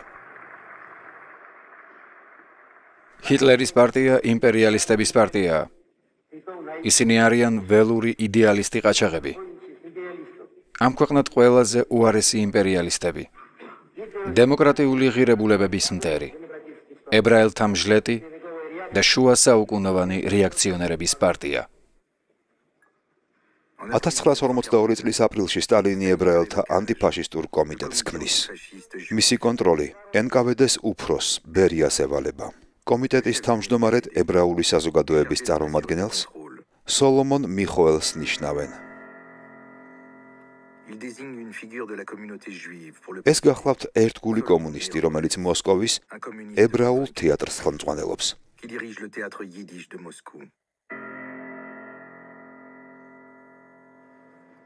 ებრაელთა ანტიფაშისტური კომიტეტი საბჭოთა კავშირის ყველაზე ცნობილ ებრაელებს აერთიანებს. რეჟისორი სერგეი ეიზენშტეინით დაწყებული, მწერალი ვასილი გროსმანით დამთავრებული. პოეტი პერეც მარკიშიც ბრძოლაში ერთვება და მთელი მსოფლიოს ებრაელებს მიმართავს. მსოფლიოში ყველგან იარაღით ან სიტყვით უნდა შეიარაღდეთ და ფაშიზმის წინააღმდეგ ბრძოლაში ჩაებად. შორეული ქვეყნების ჯარისკაცებო, ყველაფერი გააკეთეთ, რათა გაანადგუროთ კაცობრიობის და ებრაელი ხალხის მტრები. სტალინის მიზანი უფრო პროზაულია. ამერიკელი ებრაელებისთვის მიმართვით, ებრაელთა ანტიფაშისტური კომიტეტი მას საშუალებას მისცემს მოიძიოს ფონდები ომის გასაგრძელებლად. მიხოელს შეერთებულ შტატებში, კანადაში, მექსიკასა და გაერთიანებულ სამეფოში გზავნიან ებრაულ საზოგადოებებთან შესახვედრად. შემოწირულობების სახით ის დაახლოებით $45 მილიონ საბრძოლო მასალას, ტანსაცმელს და სასწრაფო დახმარების მანქანებს აგროვებს. საკმარისი არ არის, მაგრამ ესეც საქმეა. სტალინისთვის ებრაელთა ანტიფაშისტური კომიტეტის მთავარი დამსახურება ის გახლავთ, რომ მას ჰიტლერთან დანაშაულებრივი კავშირი დაუვიწყეს და მომავალ მოკავშირეებს შეურიგდნენ.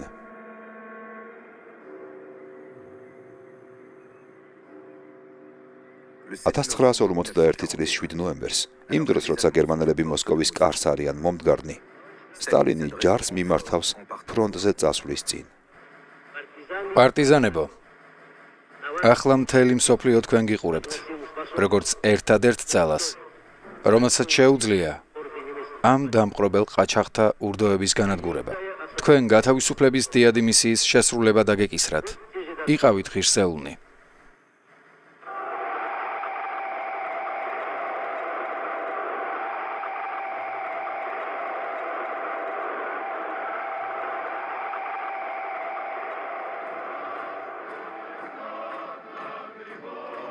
წითელ არმიას შეცდომის უფლება არ აქვს. თუ საბჭოთა კავშირის დედაქალაქი მტრის ხელში აღმოჩნდება, საბჭოთა კავშირი ჩამოიშლება და სტალინიც მასთან ერთად.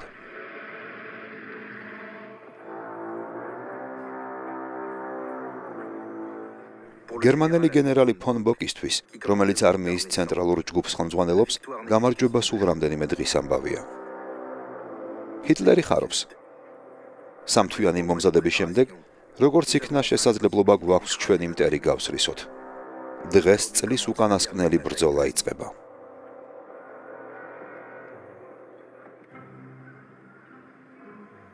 კრემლში გამოკეტილი სტალინი ლამის ალყაშემორტყმული დედაქალაქიდან გაიქცეს. მაგრამ მაინც მერყეობს. თუ წითელი არმია ვერმახტის შეტევებს მოიგერიებს, საბჭოელები მას ლაჩრად ჩათვლიან.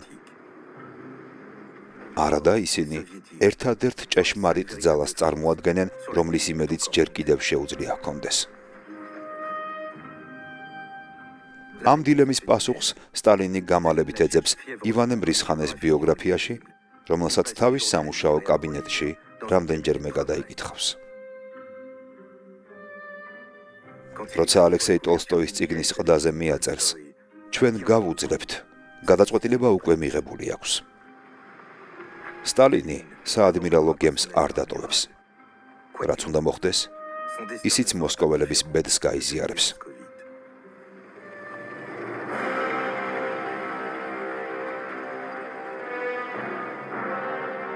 $1941 წლის დეკემბრის დასაწყისში მარშალი ჟუკოვის კონტრიერიში სტალინს ამხნევებს.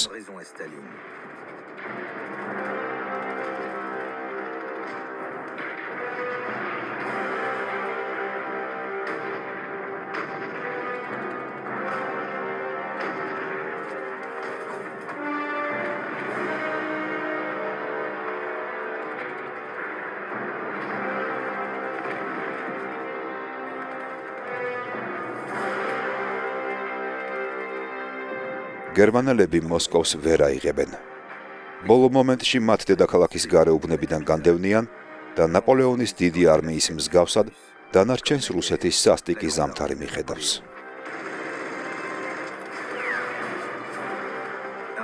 იწყება ხელსაყრელი და დროებითი გადავადება. მალე მკაცრ ზამთარს გაზაფხული ჩაენაცვლება. სტალინს კი კონფლიქტის დასაფინანსებლად თანხები ისევ აკლია. ის მხარდაჭერას ეძებს.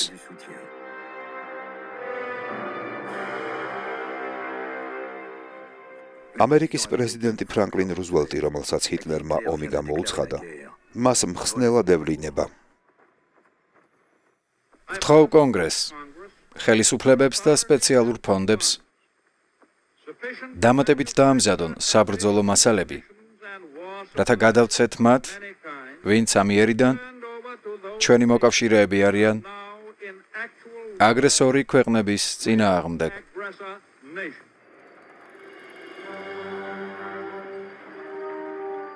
ურთიერთდახმარების შეთანხმება, რომლის თანახმად შეერთებული შტატები ვალდებულებას იღებს თავის მოკავშირეებს მატერიალურად და ფინანსურად დაეხმაროს, სტალინს $11 მილიარდი შეგროვების საშუალებას აძლევს. ეს არის 180 გრადუსით შემოტრიალება, რომლის საიდუმლო მხოლოდ ისტორია მიცის. სტალინს ჰიტლერთან ერთად დემოკრატიისა და კაპიტალიზმის დამხობა უნდოდა, მაგრამ სწორედ დემოკრატია და კაპიტალიზმი მისცემენ მას ჰიტლერის დამარცხების საშუალებას.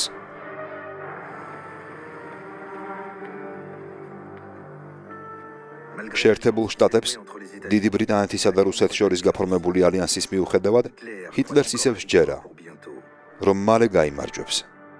ეს სირთულეები განპირობებულია ოპერაცია ბარბაროსას დაწყების დაგვიანებით. უხსნის ის ფინეთის მარშალ მანერჰაიმს 1942 წლის ივნისში. მათ საუბარს ფინელი ხმის ინჟინერი იწერს. ეს განსაკუთრებული შემთხვევაა, რადგან როგორც წესი, ჰიტლერი მხოლოდ საჯარო გამოსვლებისას თან ხვდებოდა მისი ხმის ჩაწერაზე. მე და მოლოტოვმა ვისაუბრეთ. მისი მოთხოვნები აშკარად მიუთითებდა იმაზე, რომ ევროპაში გაბატონება ჰქონდა განზრახული. იმი არაღით, რასაც ვფლობდი. სექტემბერში ან ოქტომბერში ომის გამოცხადება არ შემეძლო. რადგან საფრანგეთთან ბრძოლის დროს მსხვერპლი გავიღეთ. და ეს ძალიან მანერვიულებდა. ეს პერიოდი მოლაპარაკებებით გადავაგორე და ვცდილობდი ძალა მომეკრიბა ამ მუხარებთან გასამკლავებლად. 1942 წლის ივლისში საბჭოთა კავშირში შეჭრიდან 1 წლის შემდეგ ჰიტლერს შესაძლებლობა ეძლევა სტალინს საბედისწერო დარტყმა მიაყენოს. გერმანელები და მათი მოკავშირე რუმინელები სტალინგრადში შედიან. ქალაქი, რომელიც სტალინიზმის სიმბოლოს წარმოადგენს, სტრატეგიული სამიზნეა. ჰიტლერს სურს სტალინის არმიას მომარაგების გზა გაუწყვიტოს. თუ ვოლგაზე მომარაგების მიწოდების შეწყვეტას შევძლებთ, ხარობს ჰიტლერი, რუსებს საშინელ სირთულეებს შევუქმნით.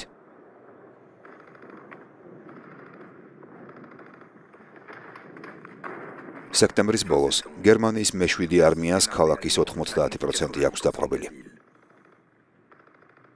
მხოლოდ ინდუსტრიული უბნები აგრძელებენ წინააღმდეგობის გაწევას.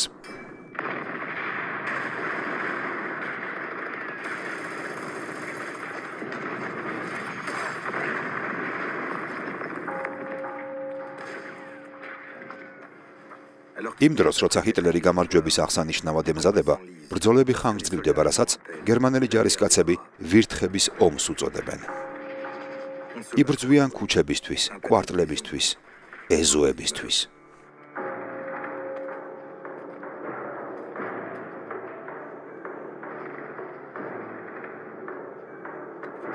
სტალინი დათმობისთვის მზად არ არის. იცის, რამდენად მნიშვნელოვანია ეს ბრძოლა ხალხის მორალური სიმტკიცისთვის. გენერლებს, რომლებიც უკან დახევას ურჩევენ, საკუთარი თავისთვის სასტიკი განაჩენი გამოაქვთ. ვერ ხვდებიან, რომ თუ სტალინგრადს დავთმობთ, ჩვენს მთავარ სამდინარო გზასაც დავკარგავთ და ჩვენს საწვავსაც. სტალინი ჟუკოვს უპირისპირდება.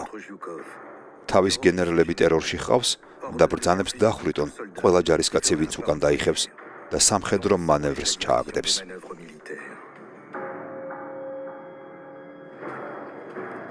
ჰიტლერიც ბრაზობს. გამარჯვება ასე რატომ გვიანდება? საკუთარ თავს ვწყევლი, რომ ასეთი გენერლების ამარა წავედი, ასეთ რისკზე და ომი დავიწყე. გენერალი ჰალდერი პოსტს ტოვებს. სტალინის მსგავსად ოპერაციების მეთაურობას ჰიტლერი იწყებს. ახლა დიქტატორები პირისპირ არიან.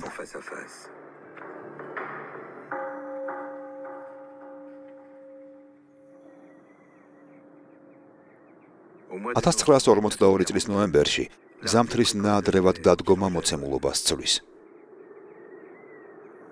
სტალინგრადში საბჭოელები უპირატესობის მოპოვებას ახერხებენ. გერმანიის არმია დემორალიზებულია.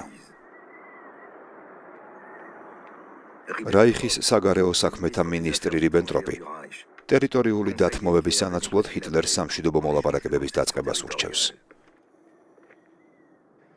სუსტ მდგომარეობაში ყოფნისას მტერთან მოლაპარაკებებს არ აწარმოებენ, აცხადებს ჰიტლერი.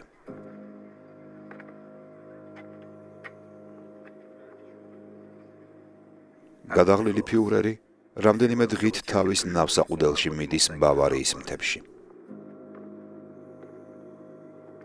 მაგრამ სტალინის წინააღმდეგ ომი აკვიატებულ აზრად აქვს ქცეული.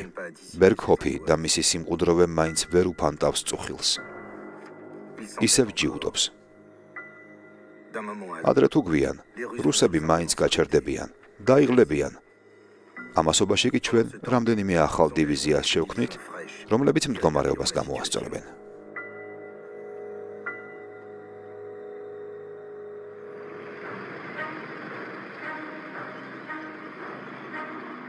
(1942 წლის 19 ნოემბერს საბჭოთა კავშირი გადამწყვეტ კონტრშეტევას იწყებს.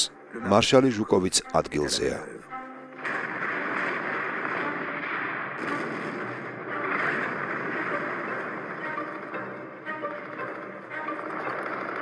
წითელი არმიის მიერ გამოუვალ მდგომარეობაში ჩაგდებული ვერმახტის ჯარისკაცებისთვის სტალინგრადი ნამდვილ სათაგურად გარდაიქმნება.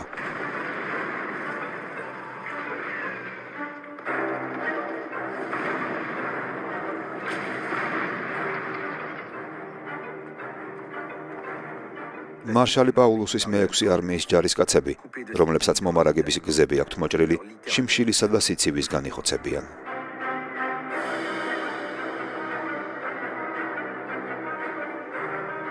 (1943 წლის 2 თებერვალს პაულუსი და მის დაქვემდებარებაში მყოფი 90,000 ჯარისკაცი ჰიტლერისთვის შეტყობინების გაგზავნის გარეშე საბჭოთა ჯარებს ბარდება.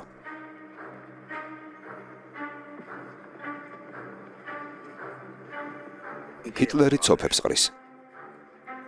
ქალსაც კი აქვს იმდენი თავმოყარეობა, რომ მცირე შეურაცხყოფის შემდეგ წავიდეს და თავი მოიკლას. არანაირი პატივისცემა არ მაქვს იმ ჯარისკაცის მიმართ, რომელსაც იმავეს გაკეთება არ შეუძლია და ტყვედ ჩავარდნას ამჯობინებს.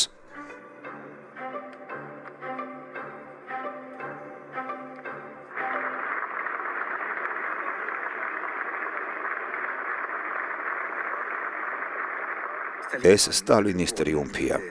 ამიერიდან მას ხალხის მამად მონათლავენ. მხოლოდ ის მიხვდა ბრძოლის ფსიქოლოგიურ მნიშვნელობას. სტალინი საბჭოთა კავშირის მარშალის წოდებას იღებს.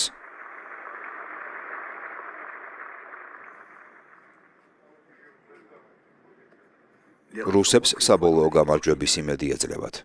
მალევე ჩნდება რისკი დაირღვეს შეერთებულ შტატებთან და დიდ ბრიტანეთთან დადებული შეთანხმება.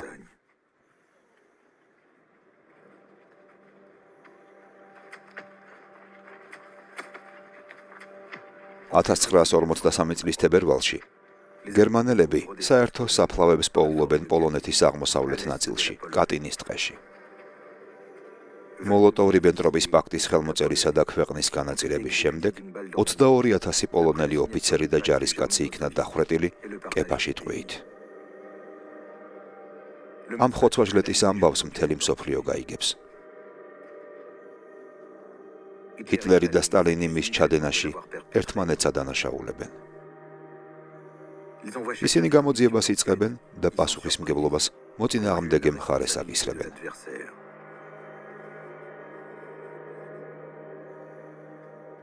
ადგილზე ჩადის წითელი ჯვრის საერთაშორისო კომისიაც. გვამების გახრწნის მდგომარეობის მიხედვით ის მალევე დებს დასკვნას, რომ პოლონელები გერმანელების შემოსვლამდე არიან დახვრეტილები, მაშასადამე საბჭოთა კავშირის მიერ.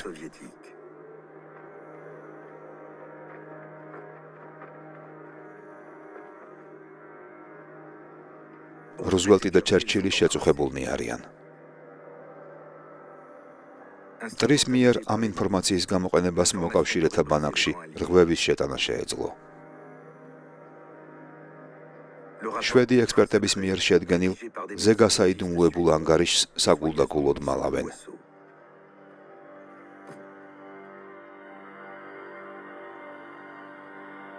ჰიტლერი იმედოვნებდა, რომ კატინის ხოცვა-ჟლეტის ამბის გახმაურებით პოლიტიკურ ქულებს დაიწერდა, მაგრამ მისი მოლოდინი კრახით დამთავრდა.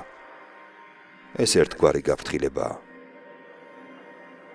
თუ კატინის ტყეში აღმოჩენილ სასაკლაოსთან შეხება არ აქვს, საბჭოთა კავშირის ტერიტორიაზე ბევრი დანაშაული ჩაიდინა. მათმა აღმოჩენამ შეიძლება რეპრესიები გამოიწვიოს ომის ტყვეების წინააღმდეგ, რომლებიც მოკავშირეებს ყავთ დაკავებული. იმის გამო, რომ გერმანელთა უმრავლესობას ოჯახის წევრები ტყვეობაში ჰყავდა, საზოგადოების მხრიდან უკმაყოფილება არ დააყოვნებდა.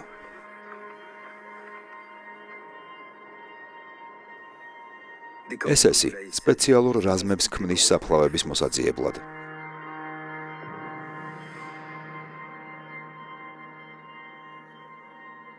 ებრაელებს გვამების ამოთხრა და დაწვა აქვთ დავალებული, სანამ მათაც დახოცავენ. ეს გიგანტური დავალებაა, რომელიც ვერასდროს შესრულდება. თხრილები მეტისმეტად ბევრია. გვამების რაოდენობა ასეულობით ათასს აღწევს.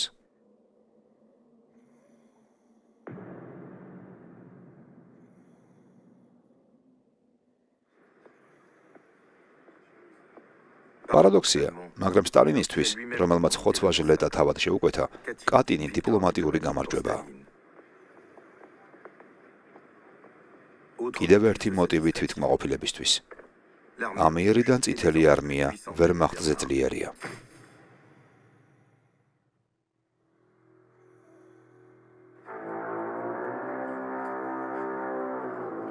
თუ ჰიტლერს აღმოსავლეთზე უპირატესობის მოპოვება სურს, ეს უკანასკნელი შანსია. სამხედრო თვალსაზრისით რთული პერიოდი გვაქვს, ძალიან ვნერვიულობ. ეუბნება თავის ახლობლებს.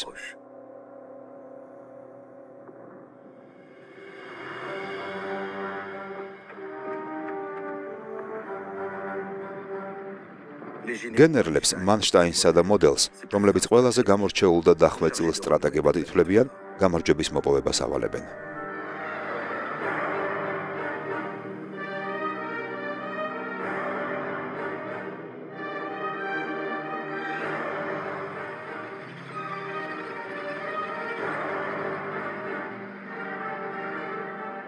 რამდენიმე მცდელობის შემდეგ, 1943 წლის ივლისში, ვერმახტი მოსკოვის სამხრეთით 500 კილომეტრში, კურსკის რეგიონში იწყებს შეტევას.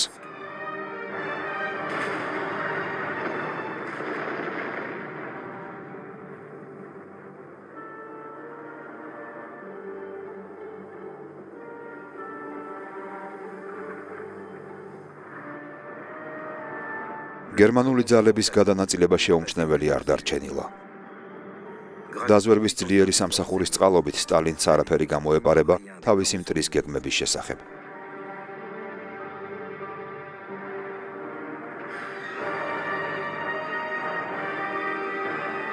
ავიაციის კონტრიერიშების პარალელურად ბრძოლაში თავისი ტანკების ნახევარი გახავს.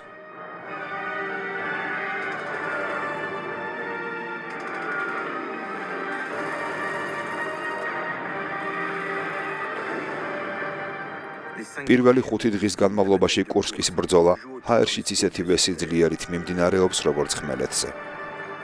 ვერმახტის 800,000 ჯარისკაცს 2 მილიონი საბჭოთა ჯარისკაცი უპირისპირდება.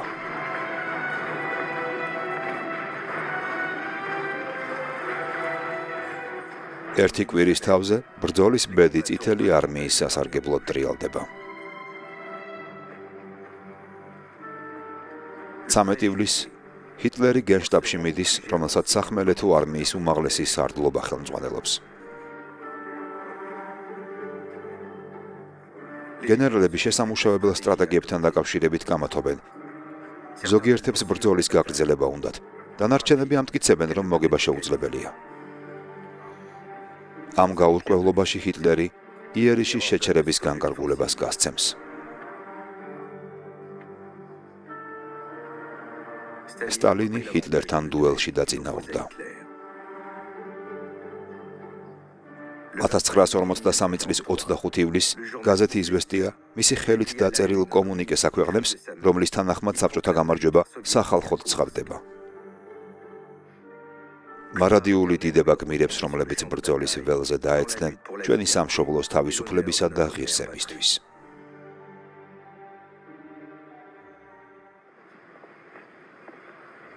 ჰიტლერი სხვა თვალით უყურებს თავის ყოფილ პარტნიორს, ამ გლეხს, რომელიც ყოველთვის სძულდა. სტალინი ერთ-ერთი უდიდესი ცოცხალი ადამიანია, ამბობს ის, რადგან მეწაღის შვილმა შეძლო და სახელმწიფო გამოაწრთო. ჩვენ შევხვდით მოწინააღმდეგეს, რომელიც სამყაროს ჩვენივე თვალით უყურებდა, მაგრამ მისი აღქმა შეიცვალა. გებელსი თავის დღიურში აღნიშნავს: ფიურერი სტალინს უდიდეს პატივს სცემს, აზიელი ხალხის ჭეშმარიტ გენიოსად თვლის და მასში ერთადერთ სერიოზულ მტერს ხედავს.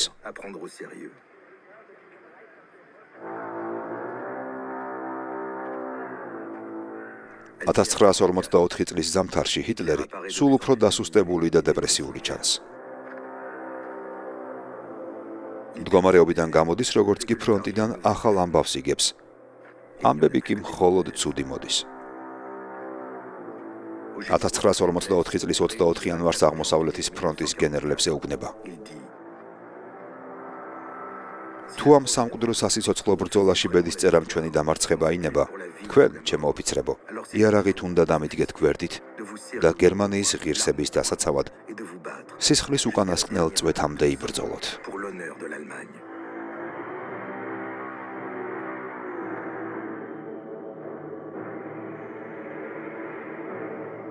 ახლა გერმანელი დიქტატორი მხოლოდ კოკაინის დახმარებით დგას ფეხზე, რომელსაც ყოველ დილით მისი პირადი ექიმი მორელი უკეთებს. სამხედრო საკითხებში ჩართულობა ცუდად მოქმედებს მის უძილობასა და ცხოვრების წესზე.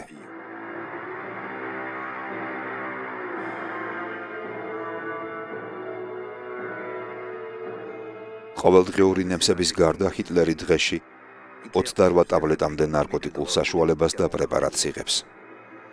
პერვიტინს ჭარბად იყენებს. ეს მეტამფეტამინი, რომელიც ძლიერ მიჩვევას იწვევს, დიდი რაოდენობით მზადდება და აღმოსავლეთის ფრონტის ჯარისკაცებშიც ნაწილდება. გერინგი გებელს თავის წუხილს უზიარებს. ჰიტლერი თავის ბუნაგში მუშაობს, ფიქრობს, მაგრამ მოდუნებას ვეღარ ახერხებს. გადაწყვეტილი აქვს ომს თავისებურად. სპარტანულად წარუძღვეს და ჩვენ ვერაფერს შევცვლით. ცოტა ხნით ადრე მას კორონარული სკლეროზის დიაგნოზი დაუსვეს, რის გამოც გულმკერდის არეში ძლიერი ტკივილები აწუხებს და ბოლოს მარცხენა ხელის კანკალს უკვე რთულად აკონტროლებს, რაც პარკინსონის დაავადების საწყისი ნიშანია. ეს სიმპტომები მასში დაცემის პანიკას იწვევს.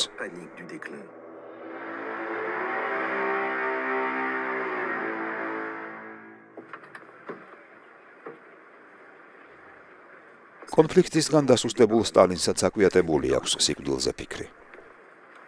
წლებია ატროფირებული ხელის დამალვას ცდილობს, რომელიც მეორესთან შედარებით მოკლეა. მაგრამ შეუძლებელია დამალოს ის, რაც მთელი ცხოვრება აწუხებს.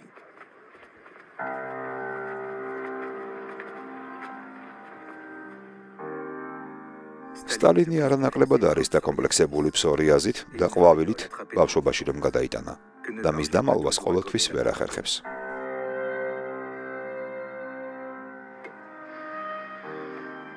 ჰიტლერის მსგავსად, ისიც პირად ექიმზე დამოკიდებული ხდება.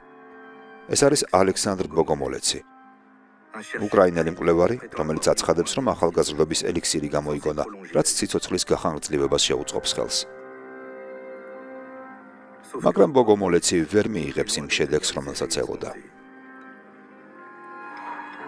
ყოველდღიური მკურნალობის მიუხედავად, შრატს მის პაციენტზე არანაირი ეფექტი არ აქვს.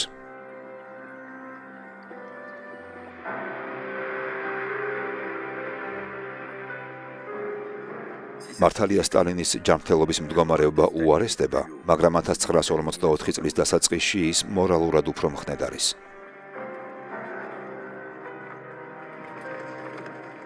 იმ დროს, როცა ვერმახტი ფიურერის ბრძანებით დამწვარი მიწის ტაქტიკას ახორციელებს და უკან დახევას აგრძელებს, საბჭოთა კავშირი წინ მიიწევს, მოკავშირეების ავიაციის მიერ დაბომბილი გერმანიისკენ.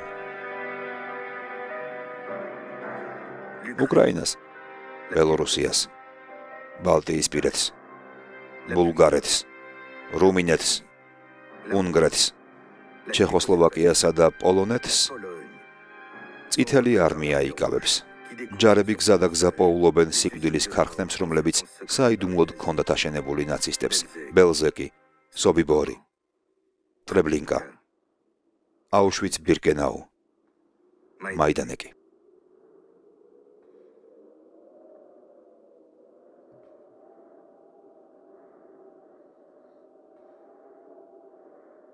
გაზის კამერების აღმოჩენას ნაცისტური დანაშაულის სხვა განზომილებაში გადახავს.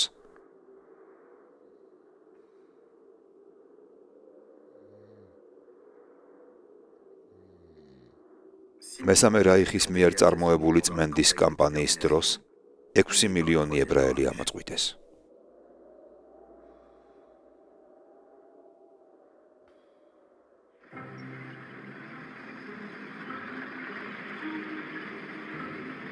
(1945 წლის 30 აპრილს საბჭოთა კავშირი ბერლინის მისადგომებთან არის და მზადაა ფინალური ბრძოლა დაიწყოს.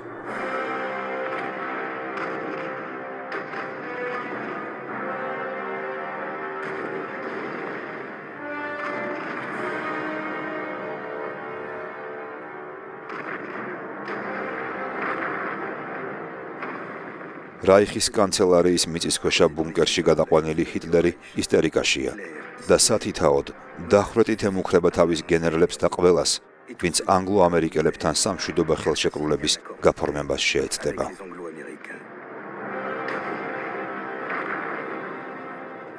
ის ლანძღავს გერმანელებსაც, რომლებსაც დედაქალაქი უნდა დაეცვათ. მოღალატეებისა და კაპიტულანტების ბრბო. როცა წითელი არმია ბერლინს ნანგრევებად აქცევს, ჰიტლერი ხვდება, რომ აღსასრული დადგა.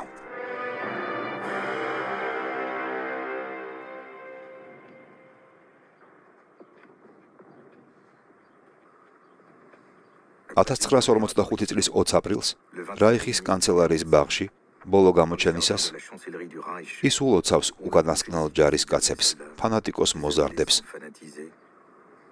და ემშვიდობება თავის მხარდამჭერებს. ის კონტრადმირალთან აღიარებს. მივხვდი, რომ სტალინზე თავდასხმით საბედისწერო შეცდომა დავუშვი. გენიოსი პოლიტიკოსი და სტრატეგი უნდა იყო, რომ ასეთ რთულ პირობებში საკუთარი ხალხის დარაზმა მოახდინო უპრეცედენტო ბრძოლისთვის. სტალინმა ეს შეძლო. სიცოცხლის და სახელმწიფოს მართვის შანსი ისევ რომ მქონდეს, მისგან მაგალითს ავიღებდი.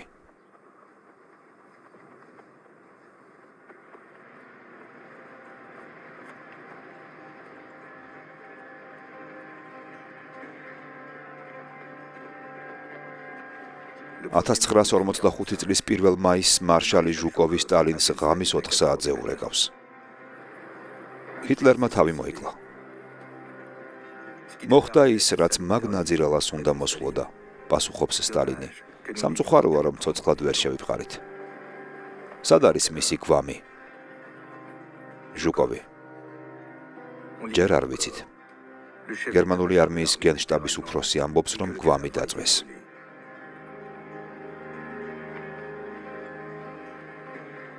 რაიხის კანცელარიის ნანგრევებში წითელი არმია თავზარდაცემული პოულობს ცოლ-ქმარი გებელსების დამწვარ გვამებს 6 ბავშვის გვამთან ერთად. ესენი მათი შვილები არიან, რომლებიც მშობლებმა მოწამლეს, სანამ თავს მოიკლავდნენ.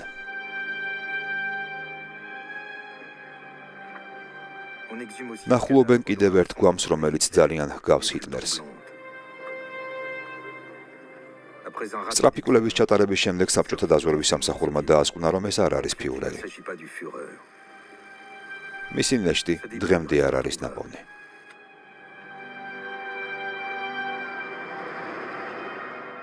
(1945 წლის 8 მაისს რაიხი კაპიტულაციას აცხადებს. ეს გათავისუფლებაა.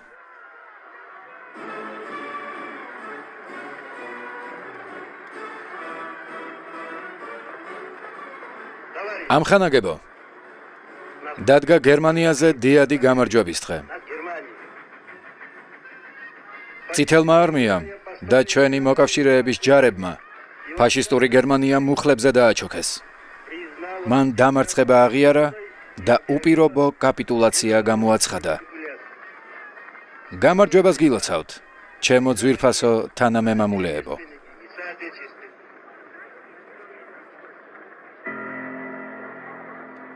მოლოტოვ-რიბენტროპის პაქტის შემდგომ ჰიტლერსა და სტალინს შორის გამართულ დუელში ამ უკანასკნელმა გაიმარჯვა. მაგრამ მხოლოდ გამარჯვება არ აკმაყოფილებს. მას ნადავლის მიღება სურს. ყოფილი მოკავშირის გვამს ითხოვს. სიკვდილის შემდეგაც კი ჰიტლერი მის აკვიატებად რჩება.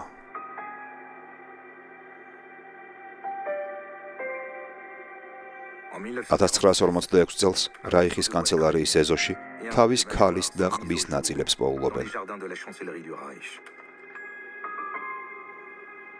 ისინი საიდუმლოდ გადმოაქვთ მოსკოვში. ფიურერის თავის ქალის სურათთან შედარებისას ექსპერტები ასკვნიან, რომ საქმე ნამდვილად ჰიტლერის უკანასკნელ ნაშთებს ეხება. სტალინი კმაყოფილია, მაგრამ ინფორმაციის გავრცელებისგან მაინც თავს იკავებს. პირიქით, 1000 გვარ ჭორს ავრცელებს. ჰიტლერი ცოცხალია და ლათინურ ამერიკაში ან სადმე სხვაგან ყალბისაბუთებით ცხოვრობს. და ეს ყველაფერი ფაშიზმის მუქარის უკვდავსაყოფად, რომელსაც ყოველთვის ებრძოდა.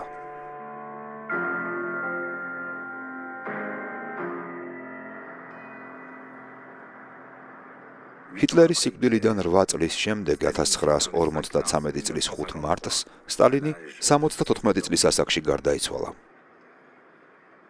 დაკრძალვის შემდეგ ვრცელდება ინფორმაცია მისი ტერორის შესახებ. სტალინის გვამს ლენინის გვერდით მავზოლეუმში რომ განისვენებდა, წითელი მოედნიდან მისი მემკვიდრე გააძევებს. სტალინი ჰიტლერს შეუერთდა წეულთა რიგებში. რა დარჩა ამ ორ ტირანს შორის გაფორმებული ალიანსიდან და დაპირისპირებიდან, რომელიც ამ ალიანსს მოჰყვა? ჭრილობა მე-20 საუკუნის ისტორიაში და გაფრთხილება ყველა ადამიანისთვის, ვინც ღმერთს გაუსწორებს თავს. სიამაყე წინ უსწრებს ნგრევას, ხოლო სიმაღლეზე ასვლა დაცემას.